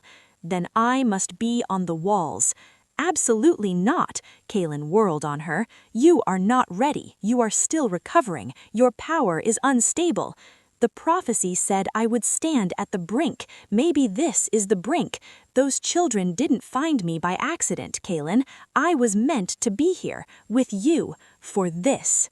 "And maybe the brink is where you fall," he roared, fear finally breaking through his control. "Maybe," she said quietly, reaching out to touch his face. She felt the tension in his jaw, the terror in his soul. "But those children heard me singing in the silence of their stolen homes. Now I have to answer. I have to show them the song is stronger than the silence." She looked past him, to Rylan, to the open door, to the gathering storm she could feel in the very stone of the fortress. The battle for their future was no longer approaching. It was here. And deep within her, the wolf that had fought so violently to be free, and the light that had fought so desperately to keep it contained, both fell silent, waiting, listening. For the first time, they were not at war with each other. They were listening to the same drumbeat, the drumbeat of a coming war that would decide everything. Would she be their salvation or the key to their doom? The walls of Stonehaven would soon give her the answer. Chapter 7. The Siege of Stone and Shadow. Nightfall did not descend upon Stonehaven. It was vomited from the valleys below, a living tide of darkness that swallowed the last embers of dusk. From the high battlements, Ilara watched its approach, a borrowed warrior's cloak too large for her frame whipping around her in a keening wind. Below, in the torch-lit courtyards, Kaelin's warriors assembled, a sea of grim faces and sharpened steel, their wolves a restless, silent current of fur and focused aggression at their heels. The children were deep in the mountain's heart now, in the oldest, strongest vaults, guarded by Idris and a hand-picked contingent of older, steadfast warriors. Leo had been the hardest to convince. "My place is with you," he'd insisted, his small chin set in that stubborn line she knew so well. "I need you to be brave in a different way, my little heart," Ilara had said, kneeling before him. She placed a hand over his heart. "If the darkness comes looking for me, it will look here, in the open, first. I need you to be the light for the others down in the deep, safe places. Can you do that? Can you keep their courage from going out?" His lip trembled, but he'd nodded, a soldier accepting his most vital mission. The weight of it broke Ilara's heart anew. Now, standing beside Kaelin as he gave final terse commands to his captains, she felt the bond humming between them, a taut wire strung with his strategic calculations, his cold fury, and beneath it all a protective dread so profound it felt like a physical ache in her own chest. The first sign was not a war horn, but a silence. The wind died. The distant, echoing calls of the fortress wolves ceased. Then, from the engulfing blackness, a single, dissonant note rose, a horn but blown from no animal or human throat. It was the sound of graves opening and hope dying. In answer, pinpricks of sickly green light ignited in the dark. Dozens, then hundreds, eyes that did not reflect firelight but emitted their own foul glow. "Hold the line, for Stonehaven, for the king!" Kaelin's voice was a crack of thunder that shook the battlements, and the siege was joined. It was nothing like the rogue attack in the pass. That had been chaos. This was a calculated, malevolent tide. Marcus's forces, a ragged mix of turncoat pack warriors and hired swords, crashed against the outer walls with a roar. But it was the Shadow Walkers that turned the battle into a surreal nightmare. They did not climb, they flowed. Where a gate was barred, they seeped under it like black water. Where a wall was manned, they flowed up the stone like liquid night, reforming on the ramparts with claws of solidified darkness. They were not truly alive. Arrows passed through them with a hiss, leaving temporary holes that reknit. Swords sliced vaporous forms that dissipated and coalesced elsewhere. Only concentrated fire and searing white light from polished silver mirrors seemed to burn them, and only for a moment. Ilara stood frozen on the central battlement, a spectator to a waking dream of horror. Kaelin was a tempest, a gray wolf of legendary size, his alpha power making the very air crackle around him. He tore through the mortal soldiers with devastating efficiency, but the shadows simply parted around him, reforming to attack his warriors elsewhere, draining their strength with a touch, leaving them shivering and weakened.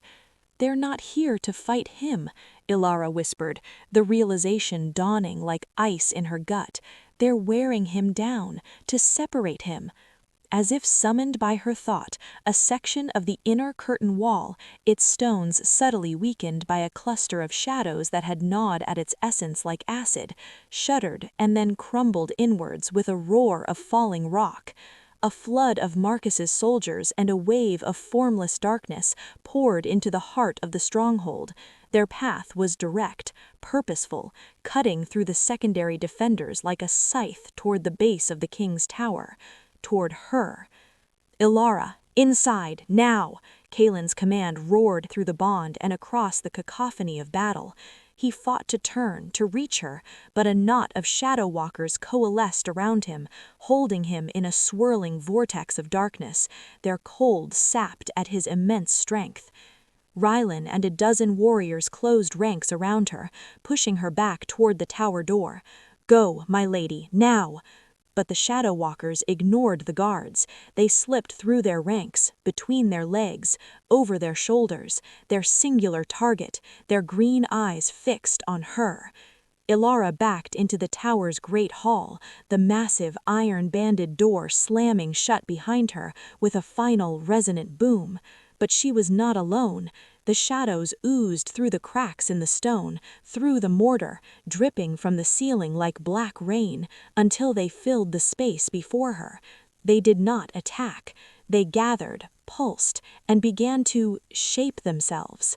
The darkness condensed, drew inwards, and took the form of a man, tall, impossibly thin, wearing robes of black so deep it seemed to suck the torchlight from the room. It was not Marcus. This man's face was ageless, smooth and pale as a river stone, his eyes not green pits, but solid, polished obsidian, reflecting nothing. He smelled of ozone and deep, dry caves. "Light-bearer," he said. His voice was the whisper of sand falling through an hourglass, a sound that grated on the mind. "You shine so defiantly. We have been watching your little flame from the deep places." "What are you?" Ilara demanded, her back against the cold door. The old gift stirred within her, not with the fiery outrage of the wrath light, but with a cold, wary pulse, a light held behind a shield. "We are the Rememberers, the Twilight Choir. We sing the truths your kind has chosen to forget." He took a step closer, and the temperature in the room plummeted. "The world is unbalanced, child, tilted too far into the light. All clamor, no quiet. All heat, no cool. It is sick. It must be rectified." Rectified by murder? By stealing souls? By restoring equilibrium, the whisper sharpened into a hiss. The first world was whole, light and shadow danced as partners. But the fearful ones, the ones who craved only warmth and noise, they exiled the shadow. They called it evil and buried it deep. They made your precious light a lonely, screaming thing. His obsidian eyes bored into her. Your light is the lock, and it is the key. You can open the door. You can let the cool, silent half back in. You can make the world complete. Ilara shook her head, understanding dawning with terrifying clarity. You don't want to destroy me. You want to use me. We want to complete you, he crooned, taking another silent step. The lost children, the ones who hear your song, they are conduits, fragments of the exiled shadow born into your bright, noisy world. They are drawn to you because you are the counter-melody to their silence. Together, we can wake the sleeper in the deep. We can end this shrill, half-death existence. He raised a hand, and shadows elongated from his fingers like questing tendrils, reaching for her, not to strike, but to touch, to connect. Panic and revulsion surged. The light within Ilara reacted on pure instinct. It flared outwards in a protective sphere of golden radiance. The shadow tendrils met the light and recoiled with a sizzling hiss.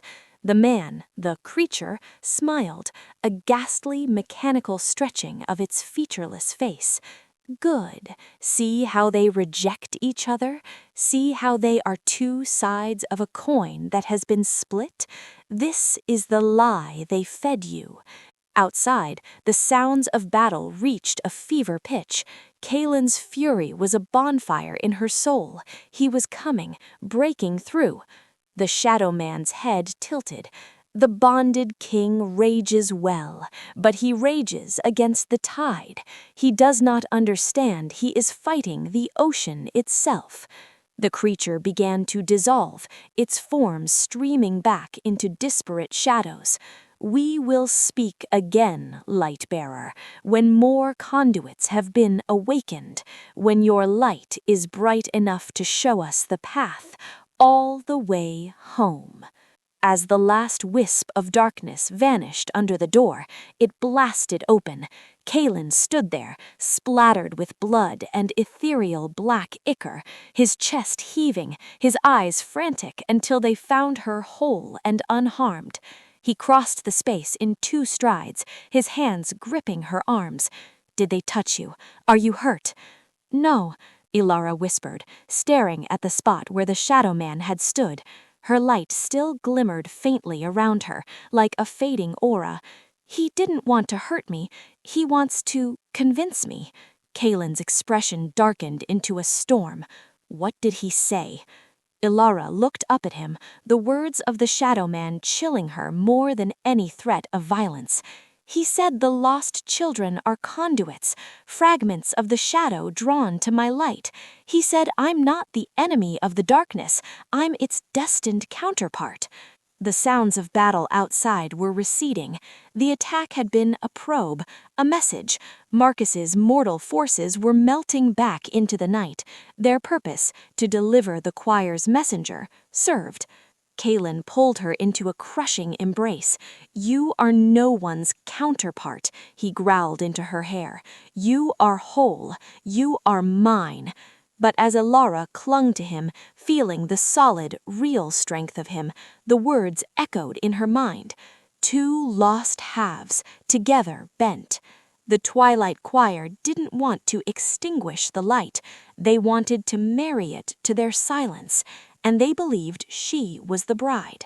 The siege of Stonehaven was over for now, but the war for her soul, for the very balance of their world, had just begun in earnest, and the enemy's first move had not been a sword thrust, but a whispered invitation to a wedding she never wanted.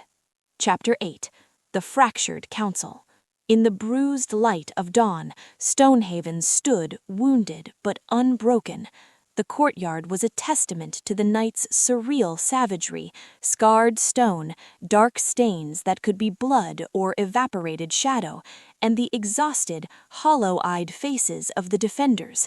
The Shadow Walkers left no bodies, only a lingering psychic chill, and a deep fatigue that simple sleep could not cure. Ilara moved among the wounded with Idris, her hands glowing with the gentle, healing light. It flowed more easily now, as if the confrontation in the tower had stripped away a final layer of uncertainty. She knitted shattered bones, sealed weeping gashes left by ordinary steel, and soothed fevered minds touched by the shadow's despair. Each life she restored felt like a quiet, firm no to the choir's philosophy of balance through annihilation. Kaelin was a contained storm, striding from post to post, his voice a low, constant rumble of orders and reassurances. But his eyes, whenever they found Ilara, were haunted. The Shadow Man's words had found their mark, not on her, but on him. The idea that she was somehow intrinsically, fatally tied to the very force they fought was a poison in his mind, threatening the foundation of his protective love. Later, in the war room, the tension was a thick, suffocating fog. The Council of Alphas was assembled, but the unity of the night before had shattered. The air vibrated with mistrust, most of it directed at the slight Omega who stood beside the king, her hands still faintly glowing from her morning's work. Alistair, the silver-haired Alpha, broke the heavy silence. The attack was a feint, a demonstration of a power we cannot counter with sword or shield. They breached walls blessed by 3 generations of runesmiths, and they spoke to the Queen. He said the title with a brittle, formal edge. They see her not as a foe to be slain, but as an asset to be acquired. This changes the strategic reality entirely. "It changes nothing of our duty," Kaelin snarled, his hand coming to rest on Ilara's shoulder, a gesture of possession and unwavering support. "She is under my protection. She is the heart of our people's hope." "Is she?" Dorian leaned forward, his gaze sharp as a honed dagger. Or are she the vulnerability they so expertly exploited? They didn't come for the granaries or the armory, they came for her. They slipped past our finest, through stone and steel, to deliver a philosophical treatise. Every warrior we lost last night died so that Shadow could have a conversation with our queen. How do we fight an enemy that can do that? How do we protect a treasure that draws thieves like a beacon? Ilara felt the question strike Kaelin like a physical blow. Her grip on her shoulder tightened imperceptibly. "We fight with knowledge," a new voice said, weary but firm. The eldest lorekeeper, Lyra, entered the room, her luminous eyes sweeping the council. "The enemy has revealed a piece of their truth, a twisted truth, but a truth nonetheless. We must seek our own with clearer eyes." "What truth?" Dorian scoffed. "More poetic riddles from the archives? We need steel, not stanzas." "The truth of the Queen's nature, and the nature of what we face." Lyra turned her luminous gaze to Ilara. The shadow called her light-bearer. It called the lost children conduits. We have been reading the prophecy of the sundered world as a warning of two opposing armies. What if we have been fundamentally wrong? Alara's heart stuttered. What do you mean? What if it is not about opposition, but about reunion? The Lorekeeper's voice dropped, becoming almost hypnotic. Two lost halves together bent to mend the tear. What is mended? A battle? No, a wound, the sundering itself. What if the darkness in the sky is not an invading shadow, but the catastrophic void left when the shadow was torn away, the emptiness that now seeks to fill itself? The room erupted. "You speak madness," Alistair thundered. "You suggest we parley with this filth?" Dorian shouted, rising from his seat. "I suggest we open our minds before they are broken for us," Lyra shot back, her own voice gaining a steely strength. "The enemy believes the Queen's light can unlock the sealed shadow. What if they are right? And what if the only way to truly defeat them, to protect her and our world, is not to fight the shadow, but to understand it first, to reclaim it before they can twist it further?" Silence, absolute and stunned, followed her words. Kaelin was pale. "You are asking me to gamble my mate's soul, the soul of our people, on a new interpretation of a verse? I am asking you to consider that the sword you are raising might be striking at a symptom, not the disease," Lyra said softly, "and that the cure might require a medicine more subtle than violence." The council dissolved into furious, fearful arguing. Alara stood silently amidst the storm, Lyra's words swirling in her mind like leaves in a tempest. Reunion, not opposition. The lost children, with their silent eyes drawn to her light. The Shadow Man's hunger, not for her death, but for her power. Her own wolf violently trying to emerge, only to be fought by her gift. A terrifying, dizzying possibility opened before her. What if her whole life, the rejection, the loneliness, the defect, was not a curse but a preparation?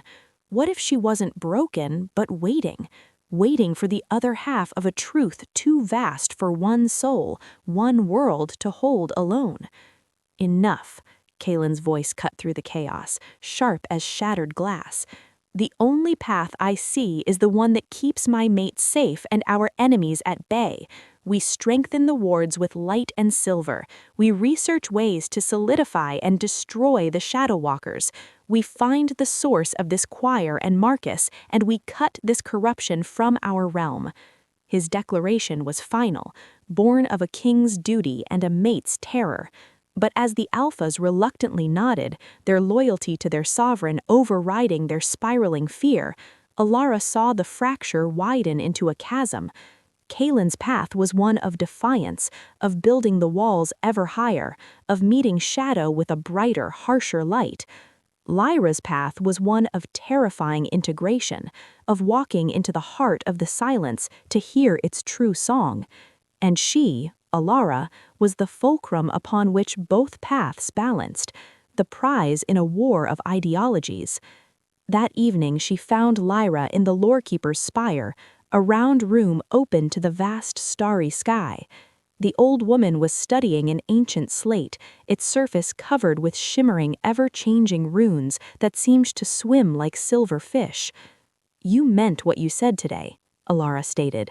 Not a question. Lyra looked up. "I did. The oldest fragments, the ones we barely dare read, hint at a sundering, a rending of the whole. They speak of a beacon that would one day shine to guide the lost half home. Your coming, your gift, the lost children, the rising choir, it is all unfolding as was written in the world's deepest scars, not as a war to be won, but as a reconciliation to be attempted. Kaelin will never accept that," Alara whispered, the pain of the divide a fresh wound in her soul. "Kaelin is an alpha king. His instinct is to conquer threats, not to converse with them. His love for you makes that instinct a fortress."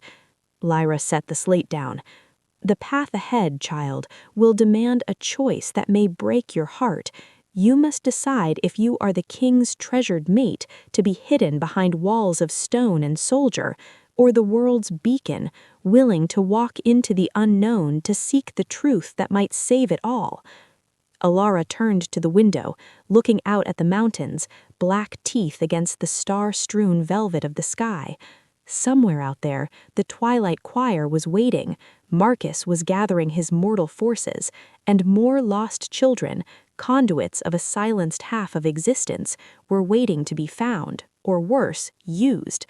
She had spent her life being acted upon, cast out, accused, rescued, claimed. Now 2 paths lay at her feet. One offered safety, profound love, and a perpetual escalating war against an enemy that could not be killed by sword or claw. The other offered unspeakable risk, potential damnation, the betrayal of the man she loved, and the only chance at a true, lasting peace. The bond with Kaelin hummed, a golden chain of love and protection. But another pull, deeper and older, called from the silence between the stars. It wasn't a voice of malice, it was a voice of profound, aching loneliness, a mirror to her own before she found Leo, before she found Kaelin. She placed a hand over her heart, over the warm pulse of the claiming mark. "I don't know how to choose," she confessed to the cold night air. Lyra's voice was gentle behind her. "You may not have to. The choice may soon make itself for you." A cold certainty settled over Alara. The twilight choir would not wait for her decision. They would send another message, a clearer one, and next time it wouldn't be words in a dark hall, it would be a truth written in a language everyone, even a protective, loving Alpha King, would be forced to understand. The fracture in the council was just a reflection. The true split was happening within her and within the world itself, and she stood directly over the cracking stone. Chapter 9. The Whisper in the Stone. The days that followed were a study in strained silence. Stonehaven became a fortress under 2 sieges, one from the external threat whispering in the mountains, and another from the internal fissure that had cracked its heart. Kaelin's strategy was one of absolute aggressive defense. He ordered the ancient luminous moonstones embedded in the walls to be polished to a blinding shine. He had the blacksmiths work day and night, forging arrowheads and blade edges from starlight silver, a metal said to harm creatures of pure shadow. His world had narrowed to a single, focused objective, a cage of light and steel around Alara. But Alara felt the walls of that cage closing in. Every respectful bow from a warrior felt like a bar being slid into place. Every concerned, lingering glance from Kaelin, though filled with a love that warmed her soul, felt like a chain of beautiful, smothering silk.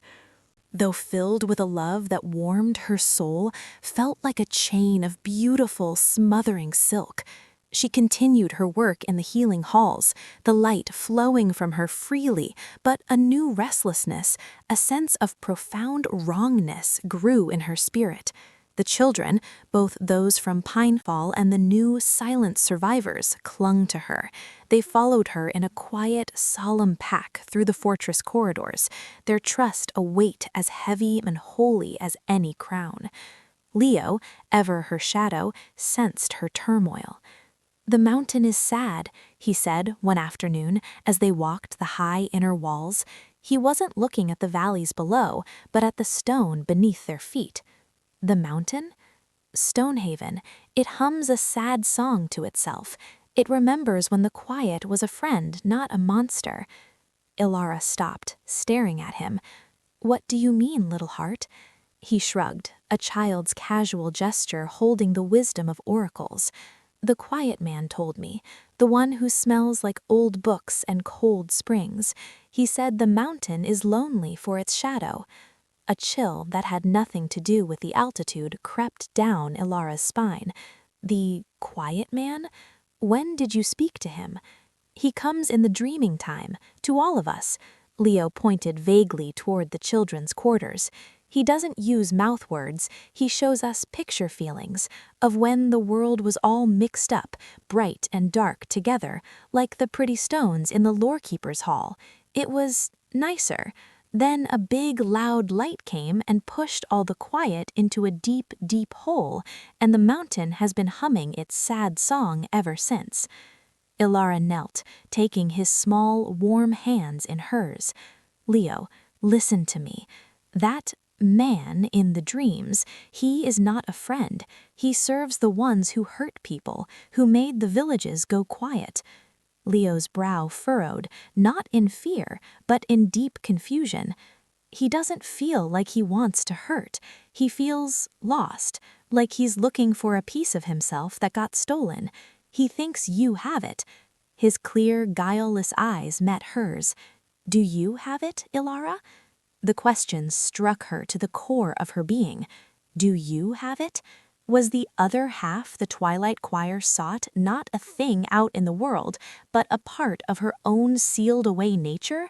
Was the violent struggle between her gift and her wolf not a war, but a desperate, clumsy attempt at a reunification that her very biology resisted?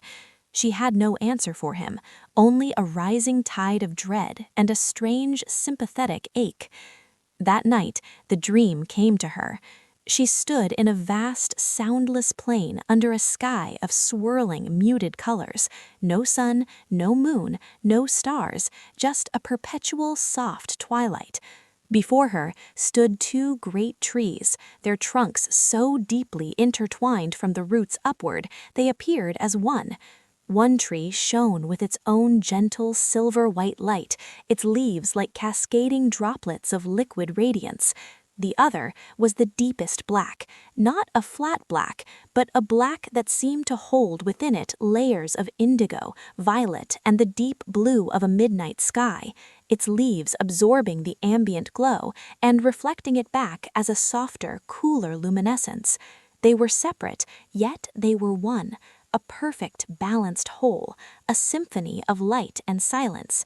Then a searing, golden-white bolt, a light too harsh, too pure, too loud, came from the zenith of the sky. It did not strike the dark tree. It struck the union between them. The connection shattered. The dark tree did not burn. It fragmented. Pieces of its essence, like shards of obsidian and echoes of perfect quiet, exploded outward, scattering across the plain. Some vanished into the earth, some flew into the distant waiting forms of dreaming wolves.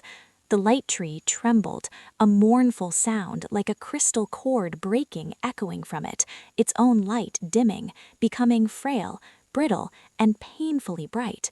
The vision shifted. She saw the fragments, over centuries, being born into the world as children who felt out of place in the noisy, bright world, who heard a silence others couldn't perceive, the lost. And she saw herself, a tiny bright spark near the wounded light tree, shining with a familiar silver-white glow, a piece of it, a beacon. The dream ended with a single clear thought, not her own, resonating in the center of her soul. Gather the fragments, heal the tree, silence the mountain's sad song. Ilara rose with a gasp, not in fear, but with a devastating absolute clarity. The tears on her cheeks were not of sorrow, but of grief for a wound 1,000 years old, a grief she had inherited. She finally understood. She wasn't the key to unleashing the shadow. She was the key to healing the sundering.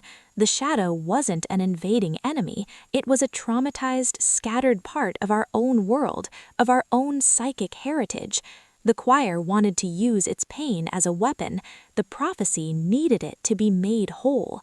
And the lost children, they were the fragments, the conduits, not to doom, but to reconciliation.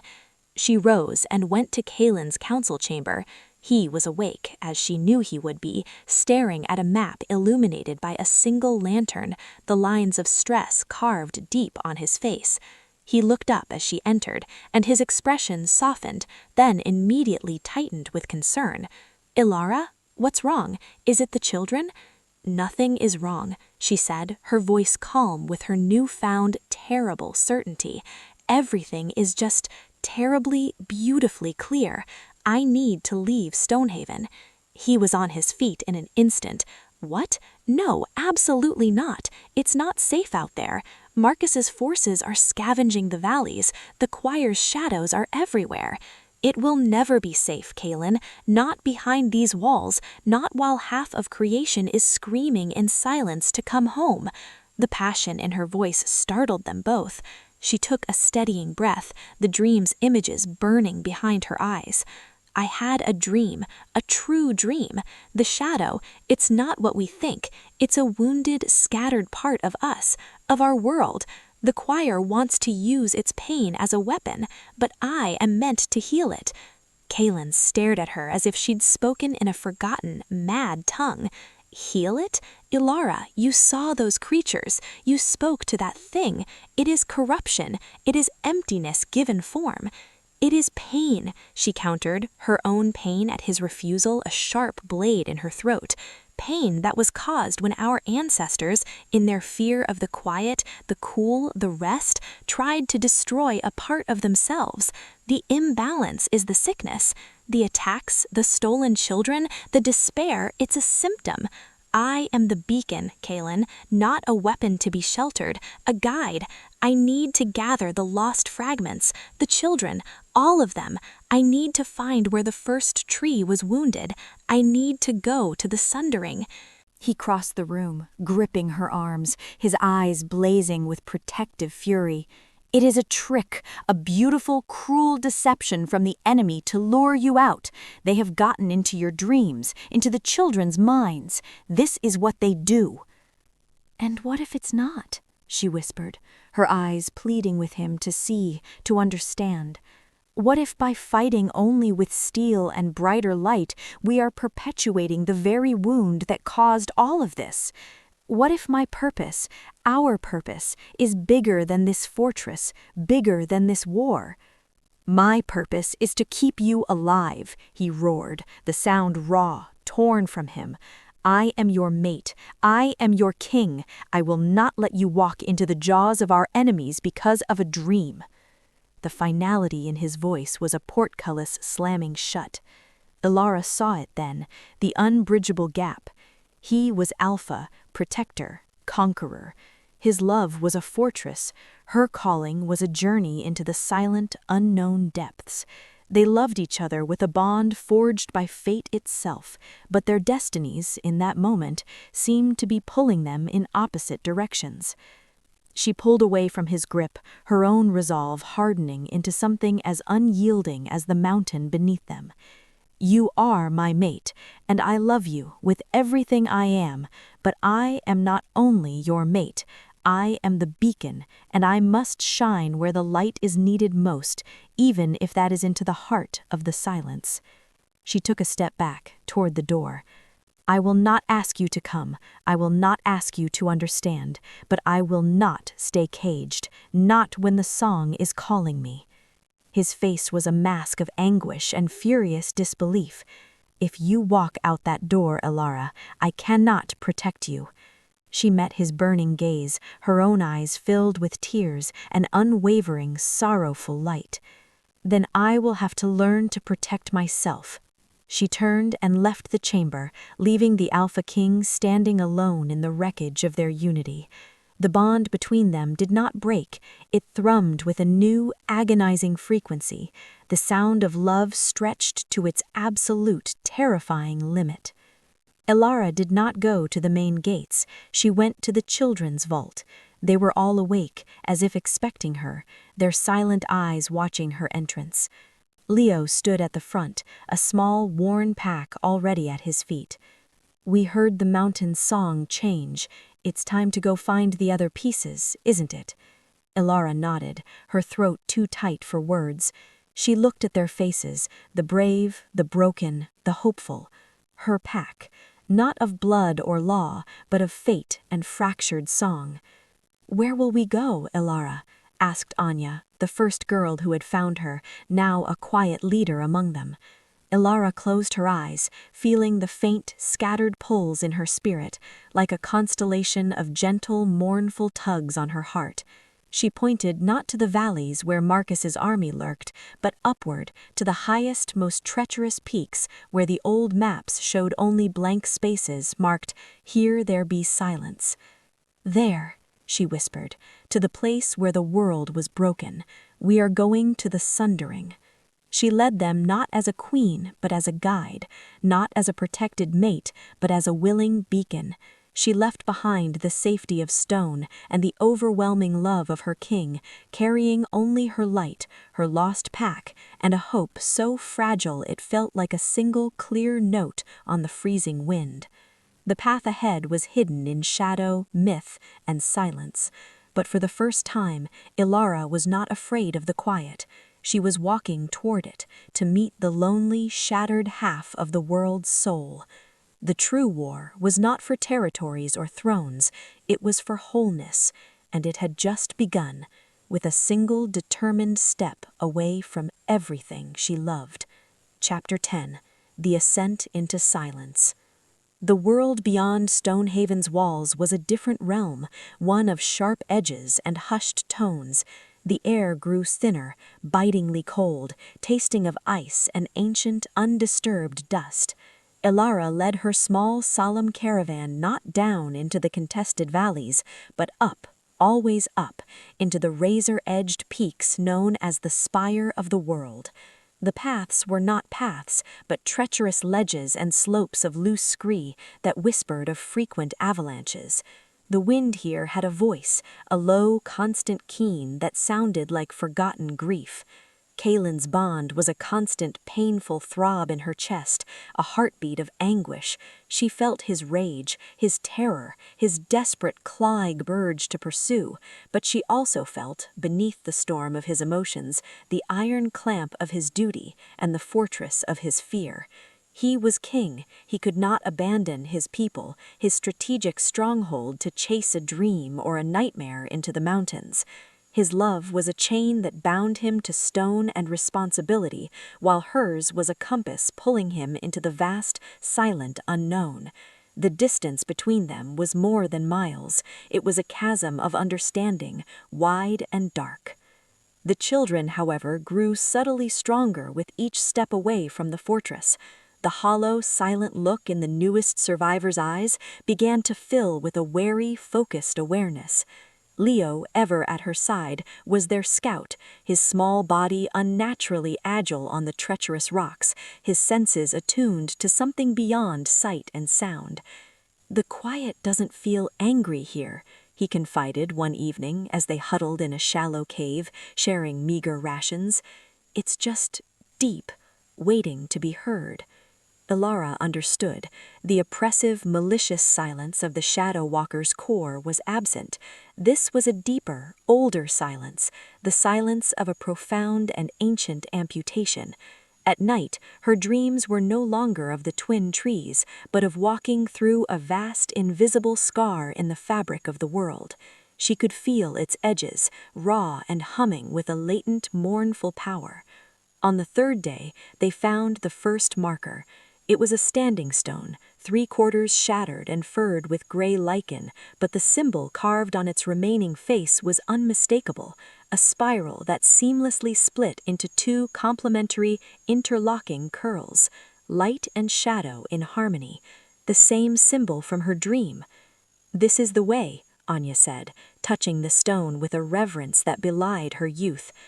Placing her palm flat against the cold, rough rock, a jolt, not of electricity, but of memory not her own, flashed through her. She saw the stone whole, glowing with a soft, combined luminescence, a waypoint on a pilgrimage path for those seeking balance. She felt the echo of countless feet, of wolves in both forms, traveling in peace to a sacred unity. The memory was serene, suffused with a sense of wholeness. Then the memory fractured, replaced by the vision of the same stone exploding outward as that searing golden-white bolt from her dream struck the earth nearby. The echo was of shock, betrayal, and a severing so profound it stole her breath. She pulled her hand back, gasping. "We're close. The wound is still fresh here." They followed the trail of broken markers, a breadcrumb path of sorrow laid across the ages. The landscape grew more surreal, blurring the lines between dream and reality. They passed through a narrow defile where the rock walls were embedded with pulsating crystals that emitted a faint, dying white light, like trapped stars. They crossed a frozen stream where the ice was not clear, but a deep, fathomless black. Yet it was pure and clean, like captured, solidified night. Finally, at the roof of the world, where the air was too thin to breathe easily, they found it. The Sundering. It was not a crater, not a cave. It was a tear, a vertical rift in the very face of the mountain, easily 100 feet tall and wide as a castle gate. It was not black, but a swirling, silent vortex of muted, beautiful colors, slate grays, deep violets, dusky indigos, like a permanent, frozen twilight captured in a vertical river. No sound emanated from it, no wind stirred its depths. It was a hole in reality, a wound that had never been allowed to scar. Standing before it, Ilara felt a pull so powerful it was physical, yanking at the very core of her being.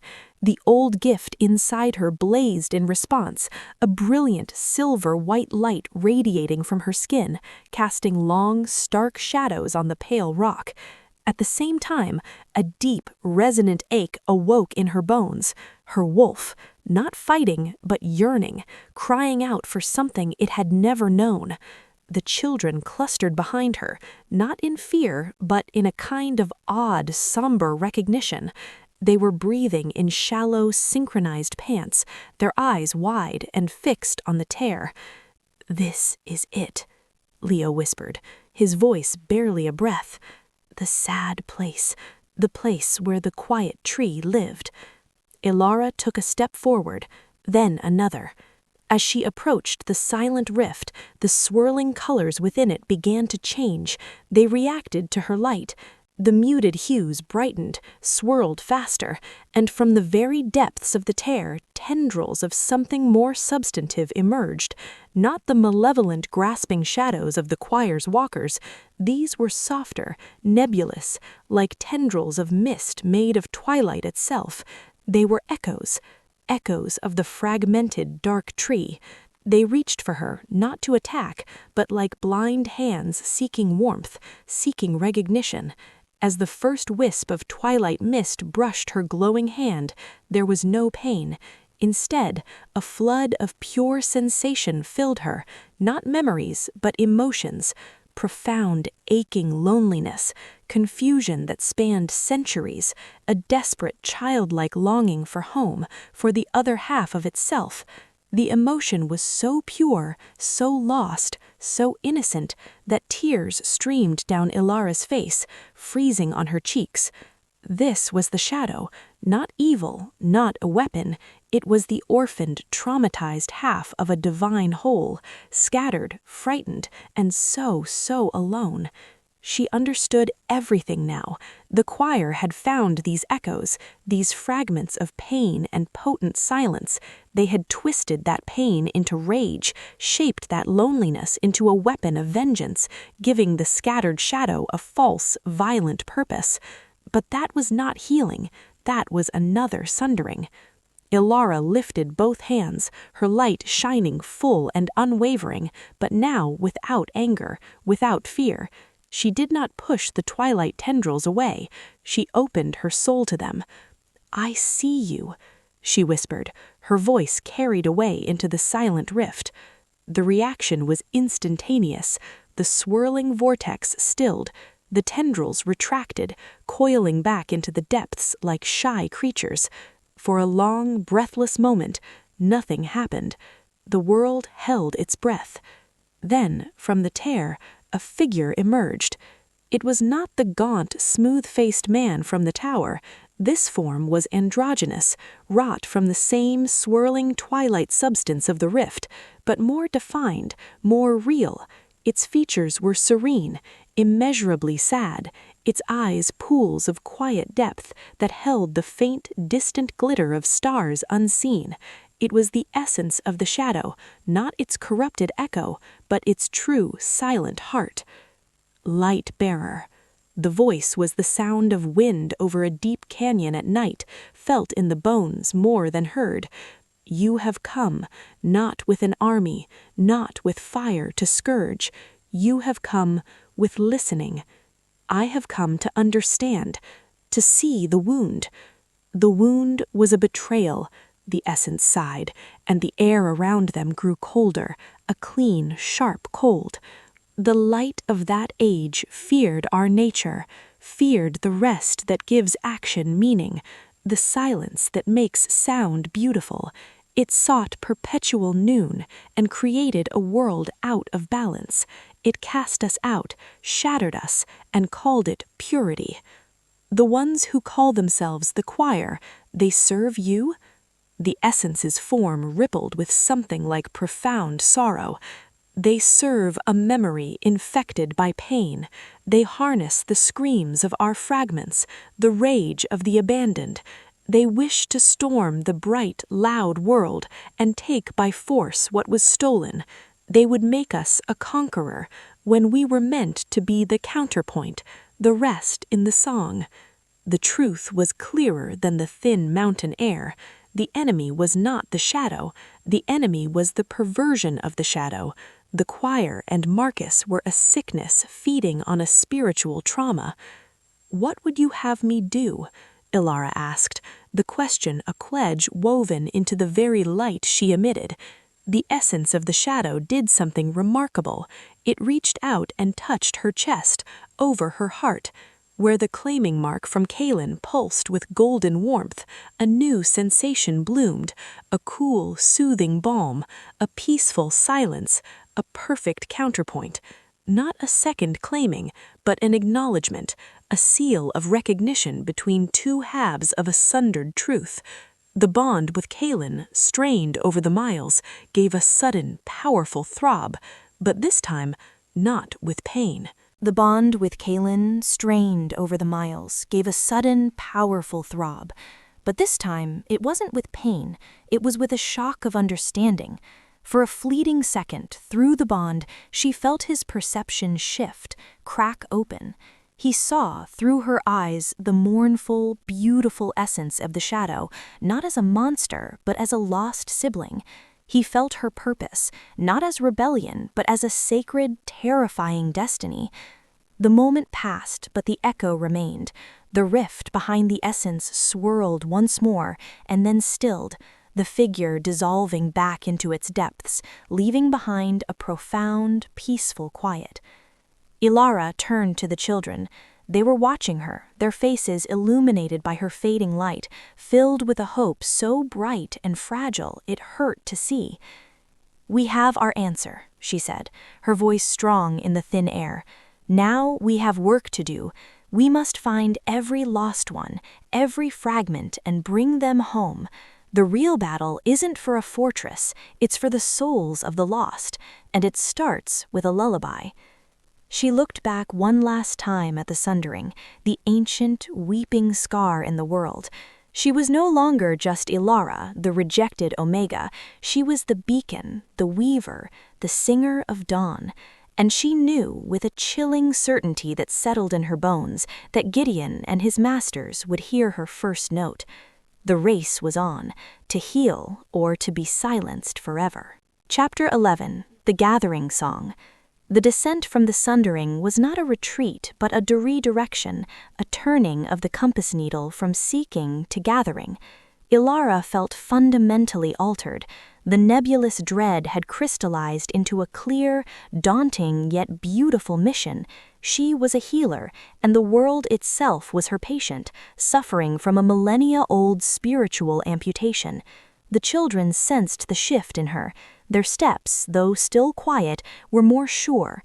Their whispers, when they came, were less about fear and more about the strange, quiet beauty of the high places. The bond with Kaelin was different now. The sleering pain had softened into a constant, low ache of separation, but threaded through it was a new, tenuous filament of resonance. He did not approve. She could still feel the bedrock of her protective fury, his fear for her, but she also felt, like a faint, clear echo from a faraway canyon, a dawning, reluctant comprehension. He had glimpsed through her the truth of the Sundering. He could not yet accept her path, but he could no longer wholly condemn it as madness or betrayal. Their first destination was not back toward the world of pacts and politics, but toward a faint, mournful ping Ilana felt in her spirit, a lonely, plucked string on the world's broken instrument. It led them away from the main peaks, into a labyrinth of fog-shrouded, sound-absorbing valleys known as the Whispering Depths. "It feels small, very scared, hiding deep," Leo said, his nose twitching as he scouted ahead, his connection to the fragments now a conscious sense. They found the child in a cave behind a curtain of hanging moss, the silence so complete it was a physical presence. A boy, no more than 5, with hair the color of charcoal and eyes wide with a terror so deep it had stolen his voice. He wasn't a victim of the choir's raids. He was simply a child born with a fragment of the exiled shadow in his soul, ostracized by a pack that sensed his wrongness, his unnatural quiet, and had left him to wander, a living ghost. Ilara approached slowly, not with her light blazing, but with it glowing gently beneath her skin, a soft, welcoming radiance like the first hint of dawn. She knelt at the cave entrance, just outside the boy's shrinking circle of palpable fear. "Hello," said Ilara, her voice a murmur meant to blend with the silence. "It's very quiet in here, and a little lonely. I know a place with other children who understand the deep quiet inside, who have a song for it. Would you like to come and hear it?" No response. Ilara didn't push. She simply sat, allowing her presence and her gentle, patient light to fill the silent space. She began to hum, a wordless, soothing melody. It was not a lullaby from her childhood, but one that rose from the old gift itself, a song of belonging that spoke of cool shadows and starlight, of the peace found in deep forests and still water. After what felt like an age, the terrified grip on the smooth, dark stone in his hand loosened just a fraction. His dark eyes, fixed on Ilara's softly glowing hands, held less panic and more a kind of wondering recognition. You sing to the quiet," the boy whispered, his voice a rusty, unused thing. "And the quiet sings back," Ilara said gently, in its own way, a way that's beautiful and needed. Slowly, painfully, the boy unfurled from his defensive ball. His name was Silas. He had been hiding for 2 moons, living on berries and fear. Ilara offered her hand, not to pull, but to be taken, and after a long moment of hesitation, a small, cold hand slipped into hers, his touch like a fragment of cool night. It was the first true note of her gathering song, not a shout of power, but a whisper of acceptance, a single lost fragment, heard and called home. But as Ilara's small caravan, now one soul larger, moved through the whispering depths, the enemy's counter-melody began, harsh and discordant. They found the next fragment not in hiding, but in a scene of devastating irony. A remote hermit stead, a place of peaceful solitude, was a ruin. The simple wood and stone hut was smashed apart, not by fire, but by the same corrosive, sound-eating darkness that had scarred Stonehaven. And in the center of the clearing, a girl of about 12 stood shaking, not from cold, but from a visible, swirling darkness that coiled around her like a panicked, living cloak. Before her lay the body of the old hermit, his face frozen in an expression of horror. Surrounding the girl were 3 figures in charcoal gray robes, lesser Alakites of the choir. "See," one of them was hissing to the girl, whose face was streaked with silent tears, even as the unstable shadow writhed at her anguish. "See what your nature brings. Even this old fool who sought peace feared what you are. He would have cast you out. We are your true family. We give your power purpose. Your silence is not a weakness, it is a weapon. Make them fear the quiet." The girl was sobbing silently, the shadow reacting to her self-loathing and confusion, lashing out and etching black scars into the earth and trees. Ilara stepped into the clearing, her children forming a silent, watchful semicircle behind her. "Stop," she said, her voice cutting through the Alakite's poisonous words like a clear bell. "You are filling her ears with poison. You are teaching her to hate the very part of herself that needs love." The acolytes spun, their hoods falling back to reveal pale, fanatical faces. "The beacon," the leader spat. "You are too late. This one is learning the true power of the void." "She is learning to destroy herself," Ilara said, walking forward, her light kindling to a soft glow. She ignored the acolytes and looked at the girl. "Your power is not for this. I know the loneliness. I know the fear of being a stranger in your own skin. But this only creates more loneliness. It only confirms their lies." "They all look at me like a monster," the girl cried, the shadow whipping around her in agitated spikes. "They are afraid of what they do not understand," Ilara said, stopping a few paces away. She let her light expand, not aggressively, but like a warm, safe circle of dawnlight on the ground, an invitation. "But I am not.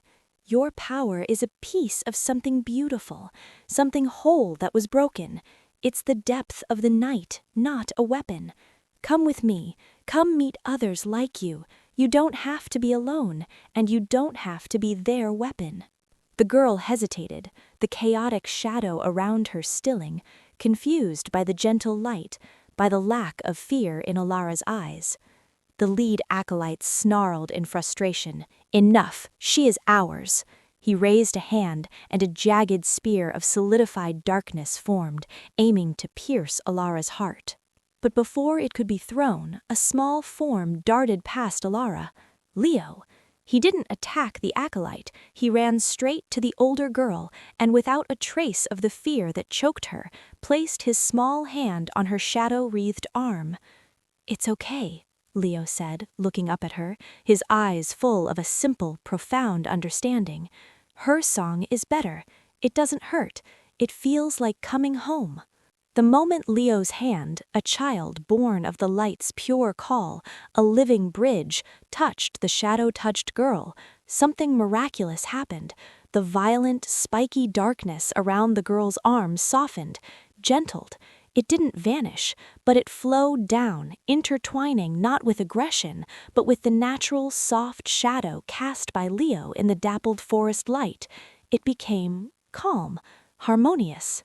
The acolytes stared, their fanatical certainty cracking.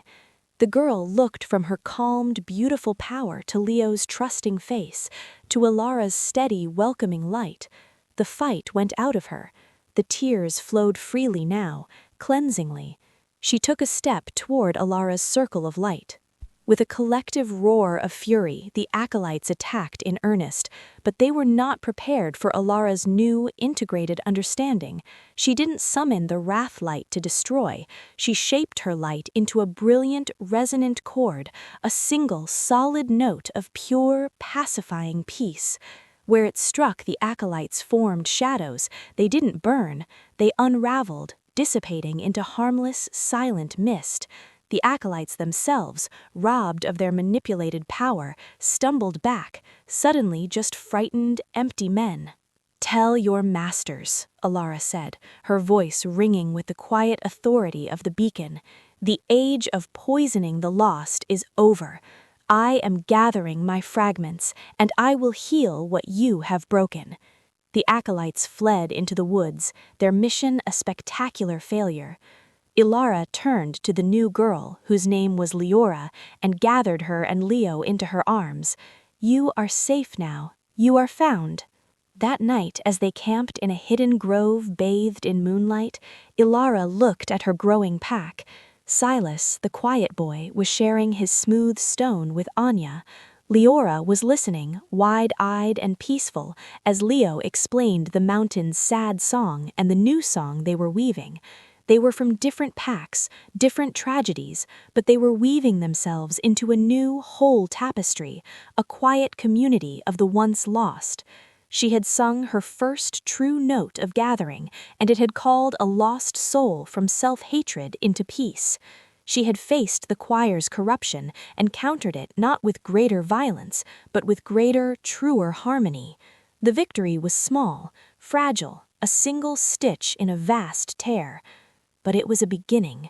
Yet as she closed her eyes, the bond with Kalen brought her not his warmth, but a sudden, sharp spike of alarm, sharper and closer than before. It was edged with a new, grim determination. Stonehaven was not just under threat, Kalen was moving. The choir, failing to stop her directly, was turning the full force of its twisted symphony upon her mate, upon the fortress that represented the old way of thinking. They were trying to break the walls around her heart by breaking the king who loved her, to force her back by threatening everything she had left behind. The race was no longer just about gathering the lost. It was a race against the utter destruction of the other half of her soul. Her gentle light of healing had been heard by both the broken and the breakers. And now, the world was pulling itself apart, trying to tear her and everything she loved in two. Could her quiet light mend a wound this vast before the forces of hatred and fear shattered her world completely? The next notes of her song would have to be strong enough to cross mountains and withstand siege. Chapter 12. The King's Gambit. Stonehaven was a fortress under a siege of a different, more maddening kind. The silence from the valleys below was worse than the clamor of battle. The shadow walkers no longer threw themselves against the walls. They coalesced into a shifting, whispering ring around the mountain's base, a nebulous barrier of gloom, their sickly green eyes watching, waiting. It was a siege of nerves, of slowly tightening dread, a silent stranglehold. In the war room, the air was thick with the scent of cold stone and heated frustration. Kalen stood over the map, his fingers pressed so hard into the stone tabletop they were bloodless. The bond in his chest was a live wire, crackling with Alara's distant resolve, her gentle triumphs with the children, her unwavering, quiet light. It was a beautiful, terrifying torment. He could feel her purpose shining like a steady star, and with every fragment she healed, a part of him swelled with a fierce, aching pride even as another part screamed in helpless protest. Every mile she traveled deeper into the wilds was a mile further from the reach of his protection. "They are baiting us, my king," Rylan said, his voice rough with lack of sleep. "This ring of shadows, it's a leash. They hold us here, pinned and watching, while their lesser hunters track her in the high passes." "I am aware," Kalen growled, the sound vibrating with suppressed fury. The urge to gather his fastest riders and tear through the valley of shadows to find her was a physical pain, a constant roar in his blood. Alistair cleared his throat. Then we must sever the leash, a full, disciplined assault, break their shadow ring and open a path for a rescue party. And leave the mountain's heart undefended? Dorian countered, his earlier hostility now tempered by shared grim reality. The moment our main force engages, a concentrated wave of those walkers could slip through and slaughter everyone in the lower vaults, the children, the non-combatants. It would be a massacre. Kalen closed his eyes. He was trapped on the board. The king, the strategist, saw it clearly, a stalemate with his queen, his heart, venturing into uncharted, deadly territory. But the mate, the wolf, only saw the fading pulse of her light on the horizon, a song he couldn't hear but felt in his soul, growing fainter and more beautiful with each passing day. Then a young lore-keeper apprentice scurried into the room, breathless. "My king, ascending from the Lady Lyra at the sundering site." Kalen's head snapped up. "She is there?" "No, my king, but she left an imprint in the oldest standing stone, for you. She said you would know." Without a word, Kalen strode from the room, through the cold, echoing corridors, and out into the biting wind of the highest parapet.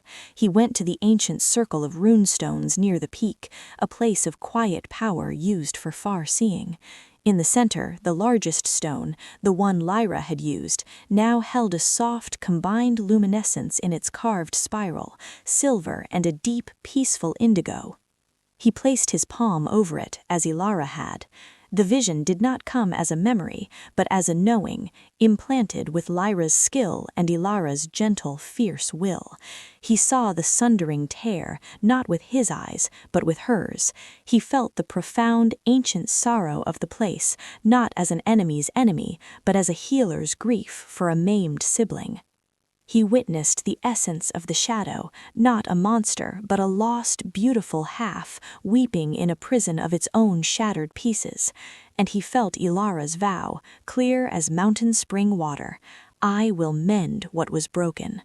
The understanding that flooded him was not intellectual, it was a seismic shift in his soul. The enemy was not the shadow, the enemy was the sundering itself, and the vile poison the choir had poured into that ancient wound. His mate was not walking into danger, she was walking into the heart of the sickness to administer the only possible cure. And his role was not to drag her back to safety, but to protect the space where her healing could occur, to fight the infection so the wound could close. He pulled his hand back, breathing heavily as if he'd run for miles. The bond, stretched thin over the leagues, suddenly felt different. In its place was alignment, a terrifying, glorious, strategic alignment. He finally saw the path. Not her path, but their path. A king's path. He returned to the war room, his demeanor transformed. The anguish was still there, but it was now forged into a weapon of cold, precise, brilliant intent. "We do not break the siege," he announced, his voice ringing with a new, unshakable authority.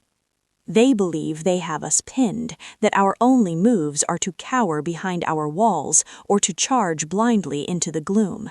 They are watching the gates, the walls, the main passages." A slow, fierce, calculated smile touched Kalen's lips, the smile of a wolf who has not only spotted the weakness in the herd, but has devised a way to turn the herd's own stampede against it. They are not watching the mountain itself.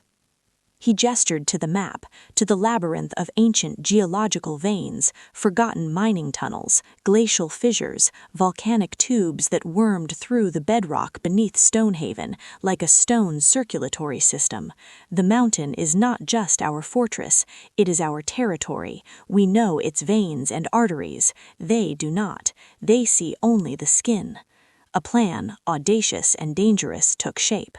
while the main force would make a great show of strengthening the visible defenses, creating the illusion of a turtle retreating into its shell.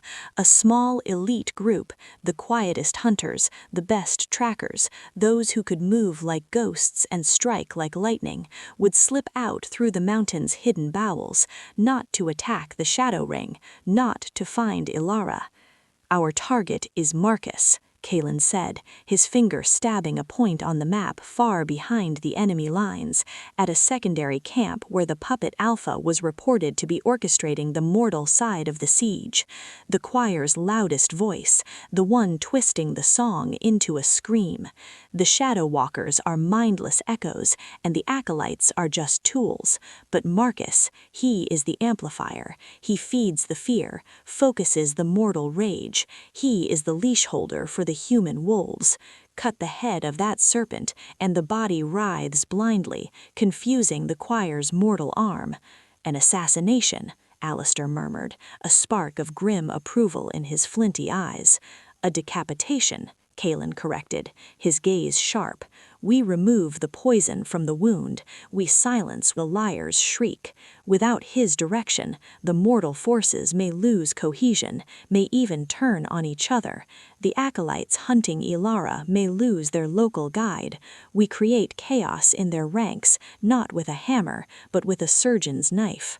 We fight the infection, not the symptom." It was a gambit that risked everything. If they failed, Stonehaven would be weakened, its king potentially lost. If they were discovered, the Shadow Siege would become an all-out, desperate massacre. But it was a king's move, a move to protect not by building a higher wall, but by dismantling the enemy's will, a move to support his mate's healing by attacking the source of the mortal infection, a move of brilliant, daring love. Kalen selected his team personally. Rylan would lead the fortress defense. Alistair would command the decoy forces. Kalen himself would lead the hunters. The bond with Ilara hummed in agreement, a silent duet of purpose across the miles. 2 nights later, under a moonless sky smothered by cloud, Kalen and 15 of his deadliest, most silent wolves slipped into the deepest, oldest tunnel, a place of wet stone, minerals, and utter, absolute dark. They carried no heavy armor, only supple, dark leathers, blackened steel, and a single, focused intent. For hours they moved in utter silence through the absolute dark, guided by touch, memory, and the subtle feel of air currents. They emerged not at the base of their own mountain, but in a forgotten mist-chalked gully miles behind the Shadow Ring and Marcus's main encampment.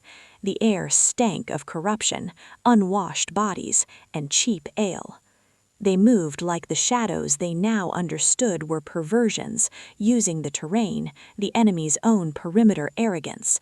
They found Marcus's command tent not in the center of the camp, but on a slight rise, a place for him to look down on his followers. It was guarded, but by mortal soldiers, dulled by boredom and the perceived safety of the choir's eerie barrier. Kalen gave the signal. It was not a roar, but the soft sigh of arrows finding throats from the darkness, the whisper of blades across tendons, the silent, efficient collapse of sentries. His team was a blur of ghostly, lethal precision. In less than 2 minutes, the guards were neutralized without a single cry of alarm. Kalen pushed through the tent flaps. Marcus was inside, not studying tactics, but drinking from a silver goblet, admiring himself in a polished shield. He looked up, his gray eyes widening in shock that quickly curdled into its usual contempt. "King Kalen," he sneered, setting the goblet down with a clatter. "Have you come to surrender your witch, or to beg for your own life?" Kalen didn't answer with words. He answered with motion. He crossed the space in a heartbeat.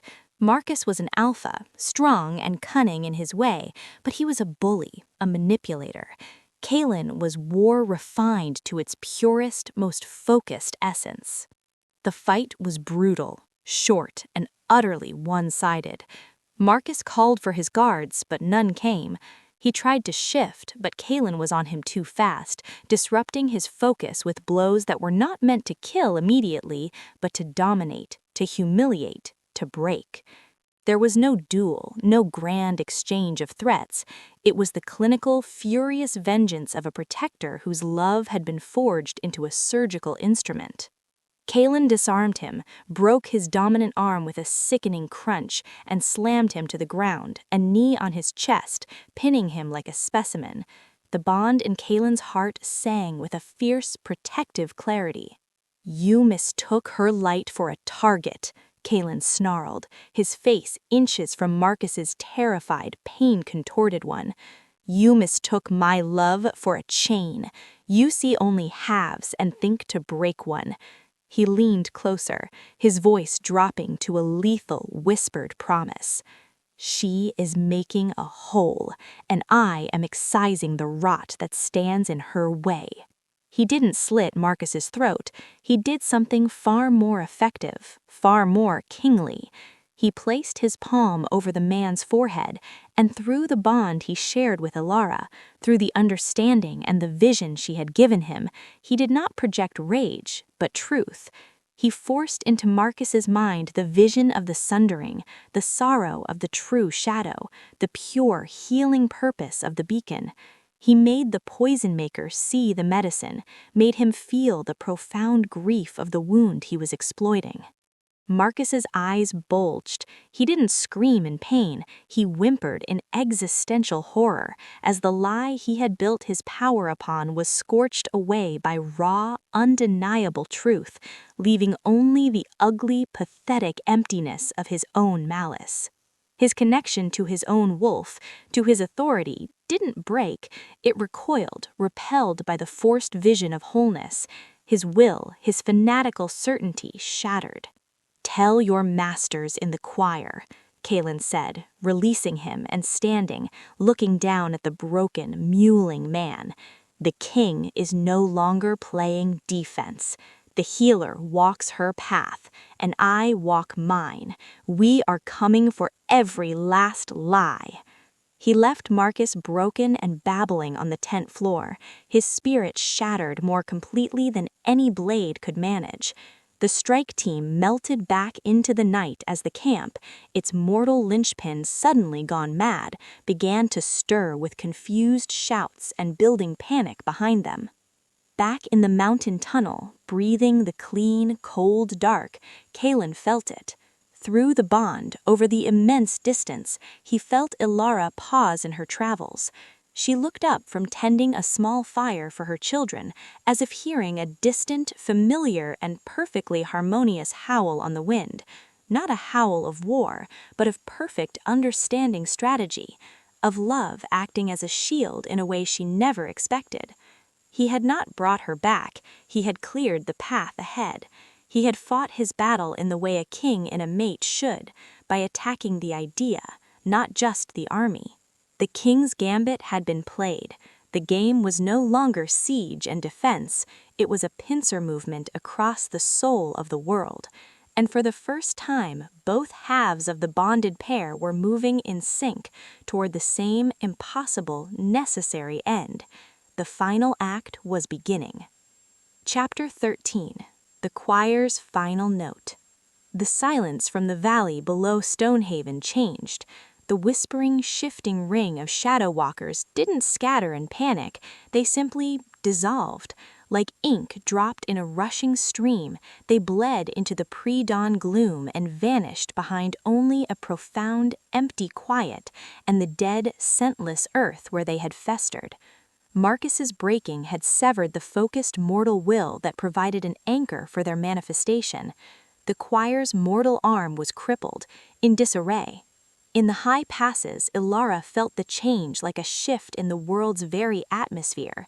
The malevolent pressure of the choir's pursuit, a constant, discordant hum at the edge of her senses, didn't falter, it intensified, but now it was focused, furious, desperate. The lesser Alakites who had been dogging her trail vanished, recalled. The quiet of the mountains deepened, but it was now a waiting, pregnant quiet, a silence gathering itself for a final, terrible crescendo. Her pack had grown. She now led over 30 children, a quiet, solemn procession of the once lost and now found. Silas, the boy from the cave, Leora, the girl saved from hate, others, a pair of twins who could blend with stillness until they were nearly invisible, a boy whose breath fogged into intricate, dark crystal patterns, a girl who walked so softly flowers didn't bend beneath her feet. Each was a unique fragment of the sundered shadow, now calm, curious, and cradled in the light of her acceptance and their growing community.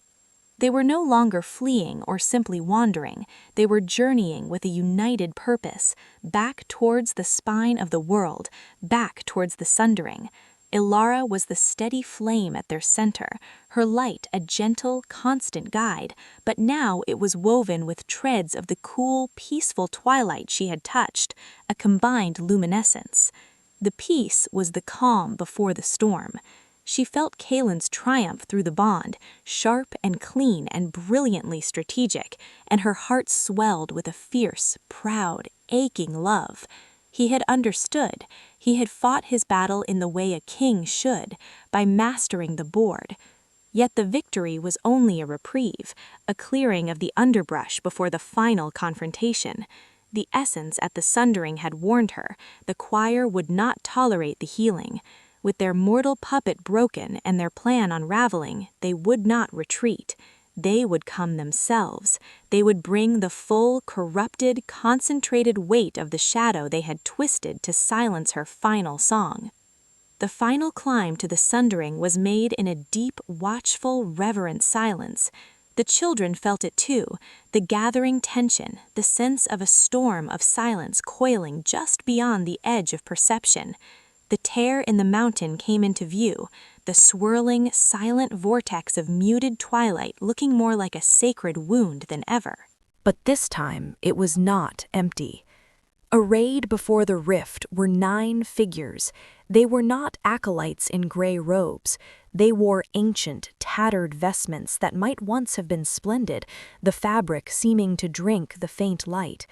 Their faces were not hidden but exposed, each pale, gaunt, and etched with lines of fanatical devotion and a hungry, empty zeal.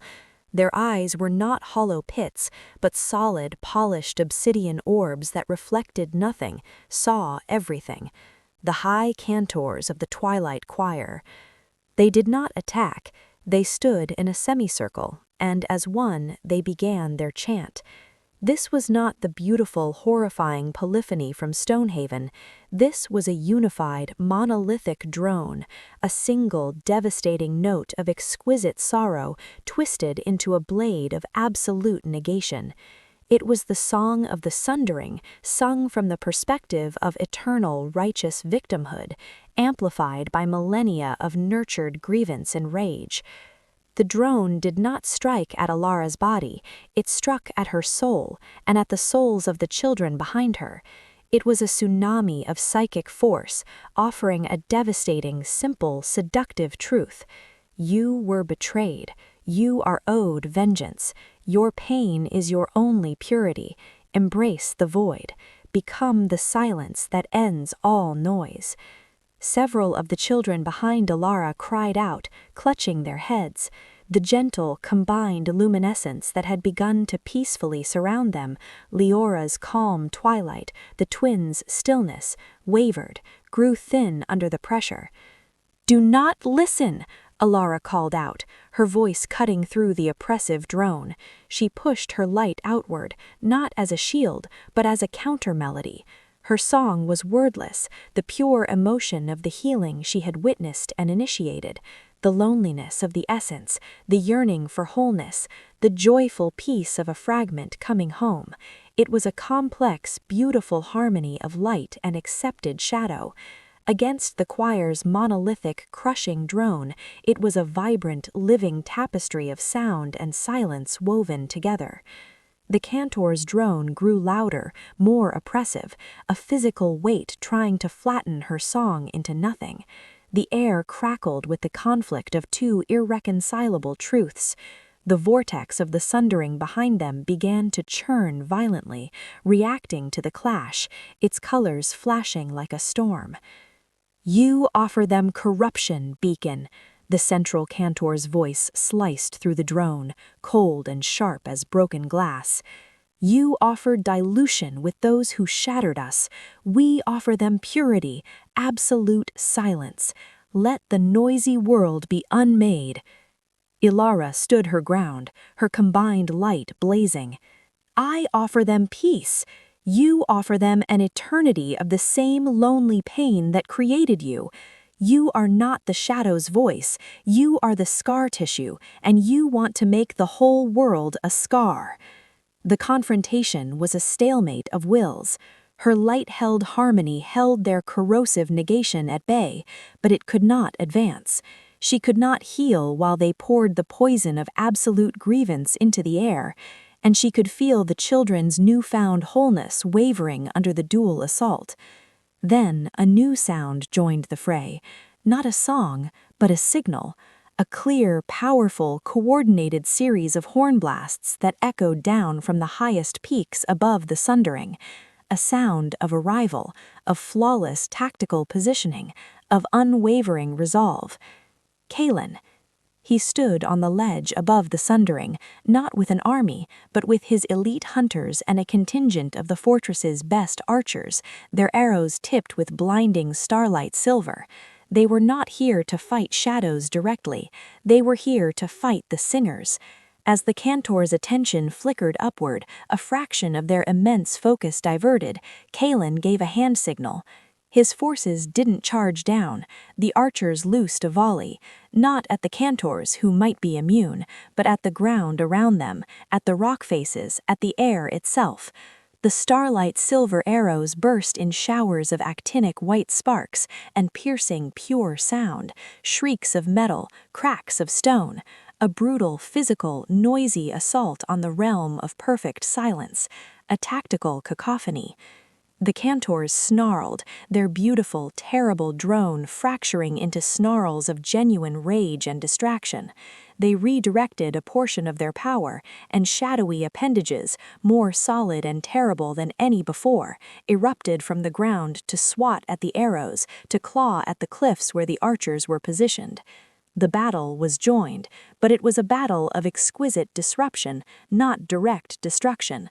Kalen's goal was not to kill the cantors. He knew their power was likely beyond mortal weapons.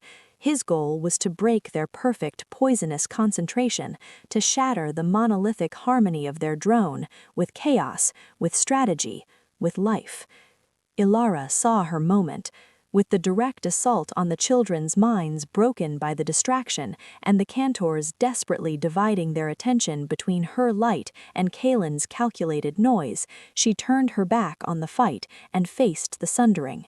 She walked toward the violent, swirling tear, her combined light pouring from her in a torrent, but she wasn't trying to seal it or destroy it, she was singing to it. The same complex, healing melody, but now infused with everything she was, everything she had gathered, her love for Kalen, her devotion to the children, the unique song of each fragment she had brought home. She poured the memories of every lost child finding peace into the light. She reached the edge of the rift and did not stop. She stepped into it. The world vanished. There was no up, no down. There was only the chaotic, pained echo of the sundering and her own steadfast, combined light. She was inside the wound. She could feel the countless other fragments still lost in the world, and the immense, grieving consciousness of the original shadow, shattered and sleeping. Her song became a call, a beacon in the truest, most profound sense. Come home. You are not alone. You are not a weapon. You are the peace after the storm, the cool side of the pillow, the moment of understanding in a friend's silence. You are needed. Come home. Outside, the effect was instantaneous. The children in Ilara's pack, their unique connections to the shadow, began to glow with a soft, profound luminescence, not radiating shadow, but a deep, peaceful radiance of accepted night, like moonlit velvet woven with strands of dawn. Their individual powers stabilized, harmonized not just with her light, but with each other. They turned as one, not to fight, but to add their voices, a chorus of once fragments, now whole, to Ilara's call, a chorus of healing, answering the beacon. The cantors screamed in genuine world-ending terror. They felt it. They were losing their hold. The raw material of their power, the pain of the sundered, was being soothed, called away from their narrative of eternal rage into a story of homecoming. "No!" shrieked the central cantor, his voice breaking from its drone into a raw, hideous screech. He gathered all his power, all the stolen pain, all the millennia of nurtured grievance, and forged it into a single colossal spear of solidified nothingness, of absolute negation. He aimed it not at Ilara, lost in the rift, but at Kaelin, who was directing the disruptive assault from the ledge above. It was a killing blow. A blow meant to break the beacon's heart, to shatter her song with the ultimate grief, to leave her and her healing utterly alone in the void. Ilara felt it forming. Even inside the rift, the bond screamed a warning of pure, annihilating cold. She turned, and through the swirling chaos she saw the spear of pure anti-song, silent and deadly, fly toward Kaelin. Time did not slow, it crystallized. The choice was no longer about strategy or healing or prophecy. It was the simplest, most primal choice of all, the choice of love. With a cry that was both a sob of sorrow and a roar of defiant love, Ilara threw herself from the rift, her combined light not as a shield, but as a sacrifice. She placed herself bodily between the spear of nothingness and her mate. The corrupted shadow spear struck her full in the chest. There was no sound. The world went blinding white, then utter, profound, silent black. The last thing she heard was Kaelin's shattered, soul-deep howl of denial, and the last thing she felt was not the pain of the spear, but the violent, cataclysmic awakening and fusion of her own wolf and her gift, no longer at war, no longer separate, but rising together as one in a final, desperate, complete act of protective love. Light and shadow, inner wolf and ancient gift fused together at the point of impact, in an explosion of silent, radiant unity. And then, there was nothing. Chapter 14. The Weaver Whole. The silence that followed was not the choir's negation, it was the silence of awe. The beautiful, terrible drone of the cantors had cut off mid-screech. The clash of steel and the shrieks of silver arrows ceased. Even the wind seemed to hold its breath, waiting. Ilara lay on the stone before the sundering, a still, pale figure. The spear of hatred and nothingness was gone, having met its target, but there was no gaping wound, no blood. Instead, a complex, living pattern covered her chest, growing from within, a luminous, ever-shifting tattoo of intertwined silver white and deepest star-flecked indigo. It pulsed softly, light and peaceful dark chasing each other in an eternal, harmonious dance. Kaelin was at her side before the echo of his own cry had faded across the peaks. He fell to his knees, his hands hovering over her, trembling, his face a mask of pure, world-ending agony. The bond between them was not broken, but it had transformed. It was no longer a cord, but a vast, quiet network, a tapestry woven with threads of both sun and starlight, terrifyingly new and profoundly quiet. Ilara. The name was a prayer, a curse, a plea sent into the void. Her eyes fluttered open. They were not the gentle brown he knew, nor were they the blazing amber of his own. One eye shone with pure, soft, silver-white light. The other was a pool of peaceful, infinite night, holding within it the gentle glitter of distant constellations. They focused on him, and a smile, small, wondrous, and utterly exhausted, touched his lips. "Ilara," she breathed. Her voice was the same, yet different, carrying the echo of vast, quiet spaces and deep, understanding silences. She sat up, his hands automatically coming to support her, his touch now a grounding wire to a reality he was struggling to comprehend. She looked down at the mark on her chest, then at her own hands. As she watched, soft silver fur, traced with delicate dark whorls that sparkled faintly, rippled over her skin and then receded back into her human form seamlessly. The violent, warring transformation that nearly killed her was now as fluid and natural as thought, a shift not between two states, but an expression of a single, complete being. "I am," she began, then shook her head, the wonder deepening. "I am whole." She turned her gaze to the high cantors. They stood paralyzed, their obsidian eyes wide with a horror deeper than any Kaelin could have inflicted. They were not looking at a defeated enemy. They were looking at their own absolute final irrelevance. The beacon they had tried to corrupt or kill had done the impossible.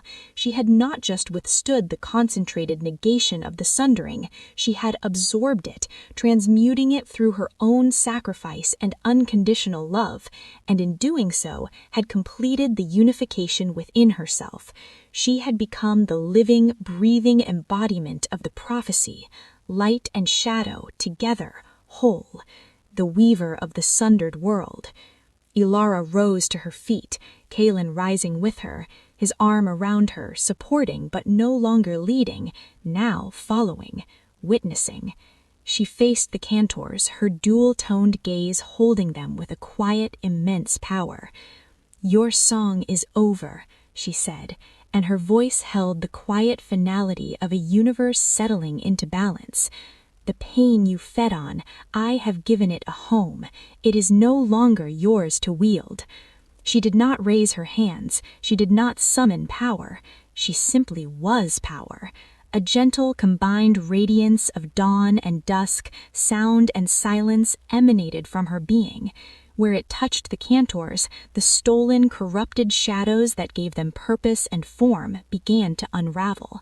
Like knotted threads of hatred smoothed by a gentle, inevitable hand, the malice bled away, leaving behind only the withered, mortal shells of the men and women they once were, centuries ago, before they chose grievance over grace. They collapsed, not in death, but in bewildered, powerless exhaustion, their terrible purpose extinguished. The few remaining shadow walkers on the field dissolved into harmless mist, returning to the natural, beautiful shadows of the rocks and the children. The oppressive, silent weight in the air lifted, replaced by a clean, fragile, hopeful peace. Then Ilara turned to the sundering itself. The violent swirling vortex had calmed to a gentle, slow swirl. The colors were still there, but they moved peacefully, beautifully, like oil on water under a twilight sky. She walked toward it, Kaelin a step behind, his heart in his throat, filled with a terror and awe beyond any battle. She extended a hand, not into the rift, but toward it. From her palm, a single thread of combined light and shadow extended, touching the edge of the tear. It was not a stitch, but a caress, a promise of mending, not a forced closure. The rift did not slam shut. It softened, its jagged, screaming edges gentled, rounded. It remained, but it was no longer a bleeding wound. It was a memory, a sacred scar, a place where the two halves of the world had been torn apart and were now acknowledged, respected, and woven back into connection, a monument to healing. From within its softened depths, the essence of the shadow, the serene androgynous figure, re-emerged. It looked at Ilara, at the living mark on her chest, at her eyes that held the whole cosmos, and it bowed its head in profound gratitude, respect, and peace. "The weaving has begun," its wind voice sighed, a sound of boundless quiet relief. "The first thread is spun. The beacon is lit not against the dark, but for it. The mountain, its song is changing. And then it was gone. Not vanished, but dispersed, its conscious essence returning to the mending whole, its job as a separate entity done. Alara finally turned to her pack. The children were watching, their faces filled with a quiet, perfect awe. They were no longer fragments. In her completion, she had stabilized their own natures completely. They were simply children now, whole in themselves, their unique gifts settled into balance, beautiful aspects of a diverse world, no longer a source of fear or pain, but of quiet wonder. Leo walked forward, his small hand reaching up to touch the silver and indigo mark on her chest. It was warm and cool at the same time. "You're not just our Alara anymore," he said, not sadly, but with a deep, accepting pride. She knelt, pulling him into a hug, the other children gathering around in a silent, loving circle. "I will always be your Alara," she whispered into his hair, her voice thick with love. "And you will always be my little heart. But yes, I am more too. We all are. We're whole." She looked past him, to Kaelin. His amber eyes searched her new, dual-toned ones, looking for the woman he loved within the being she had become. He found her, not just in the smile, but in the steady, unwavering, complete love that flowed through their bond, now richer, deeper, more complex and peaceful than ever before. He saw not a queen or a goddess, but his mate, perfected. "What happens now?" he asked, his voice rough with an emotion too vast for words. Alara stood, taking his hand. She looked out from the roof of the world. The sun was cresting the distant peaks in a blaze of gold, but the stars were still faintly, beautifully visible in the darker parts of the sky. A true dawn, holding the memory and promise of the night within it. "Now," she said, her voice clear and sure, echoing softly in the new quiet, "we go home, not to hide behind walls, but to teach the new song." She squeezed his hand, her touch now a blend of warmth and cool peace. "You will teach the packs not to fear the quiet, the rest, the shadow that gives the light its shape and meaning. And I will find the other lost fragments, not because they are a threat, but because they are family waiting to be welcomed home. We will teach the song of the whole." She leaned into him, her head against his shoulder, a queen and a mate, a beacon and a woman, a weaver and a warrior, together, as we were always meant to be. Chapter 15. The Song of the Whole. The journey back to Stonehaven was not a retreat, but a peaceful coronation of a new truth. Alara walked, not with a crown of gold or silver, but with the living mark of unity on her soul, a quiet light emanating from her that seemed to gentle the world around her. Kaelin walked beside her, no longer just a protector, but an equal partner in a greater, lasting peace, his stride sure beside hers. The children walked behind and around them, a living testament to the healing that was not only possible, but had begun. They were not silent, but their voices were soft, their laughter gentle, their presence a balm to the world. They returned to a fortress that was no longer just a stronghold of war, but a promise carved in stone, a promise that from the greatest sundering, the most beautiful wholeness could be born. The gates opened not to wary guards, but to a gathered crowd of warriors, crafters, elders, and the people of Stonehaven. They had felt the shift, the easing of the oppressive silence, the return of a natural, peaceful quiet to the mountains. They saw their king, weary but with a new light in his eyes, and they saw their queen, changed, radiant with a power that was not daunting, but deeply calming. Lyra, the eldest lorekeeper, stepped forward, her silver eyes filled with vindication and joy. She bowed deeply, not just to Kaelin, but to Alara. The Weaver has returned. The song begins. There was no grand feast, no blaring triumph. Instead, that evening, as true twilight fell, a twilight that now felt deeply right, a partner to the day, the people of Stonehaven gathered in the great courtyard. Fires were lit, not watchfires, but hearth fires of community. And Ilara, with Kaelin standing steadfast at her side and her pack of children nestled around her, began to sing. It was not a loud song. It was the song she had sung in the cave to Silas, the song she had woven in the sundering, a wordless melody that spoke of dawn and dusk, of light and shadow, of sound and silence, of being lost and being found. It was the song of the whole. As she sang, her combined light, soft silver and peaceful indigo, gently pulsed, weaving through the crowd. People who had carried hidden fears, private griefs, a sense of incompletion, felt a gentle warmth, a cool peace, a sense of things settling into their rightful place. The very stones of Stonehaven seemed to hum in harmony, the mountain's long sadness finally easing. Kaelin watched his mate, his heart so full it felt it might break from joy, not sorrow. He had fought for a world worth living in. She had healed a world worth loving. Together, they had done what neither could have done alone. In the days and moons that followed, the change spread, not by conquest, but by quiet example.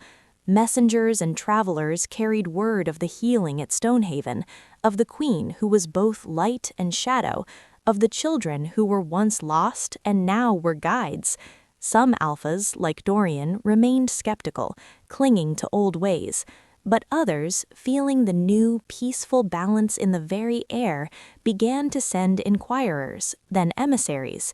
Ilara, with Lyra's help, established a sanctuary within Stonehaven, not a vault, but a school, a place called the Hall of Wholeness.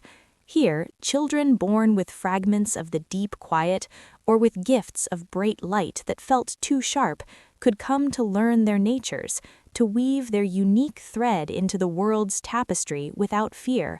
Leo and Anya became their first young guides. Kaelin ruled with a new wisdom. His councils now included not only warriors and diplomats, but healers, lore keepers, and quiet listeners. He learned that the strongest defense was not a higher wall, but a more whole people. He and Ilara were two halves of a single leadership, the sword and the suture, the strategy and the soul. And sometimes, in the deep of night, they would stand together on their balcony, looking out at the mountains under the starlit sky. No words were needed. The bond between them was a quiet, perfect symphony, a king who had learned to listen, and a weaver who had taught the world to sing a new song. The war was over, not because an enemy was destroyed, but because an ancient wound had finally begun to heal. The lost had found their way. The Omega had claimed her throne not of stone, but of spirit, and the Alpha King had learned that the greatest strength was not in standing against the dark, but in loving the one who could walk within it, understand it, and bring back the dawn cradled in the peaceful arms of the night. They had faced the sundering and chosen to weave, and in that choice they found not just victory, but a love and a world made beautifully, perfectly whole.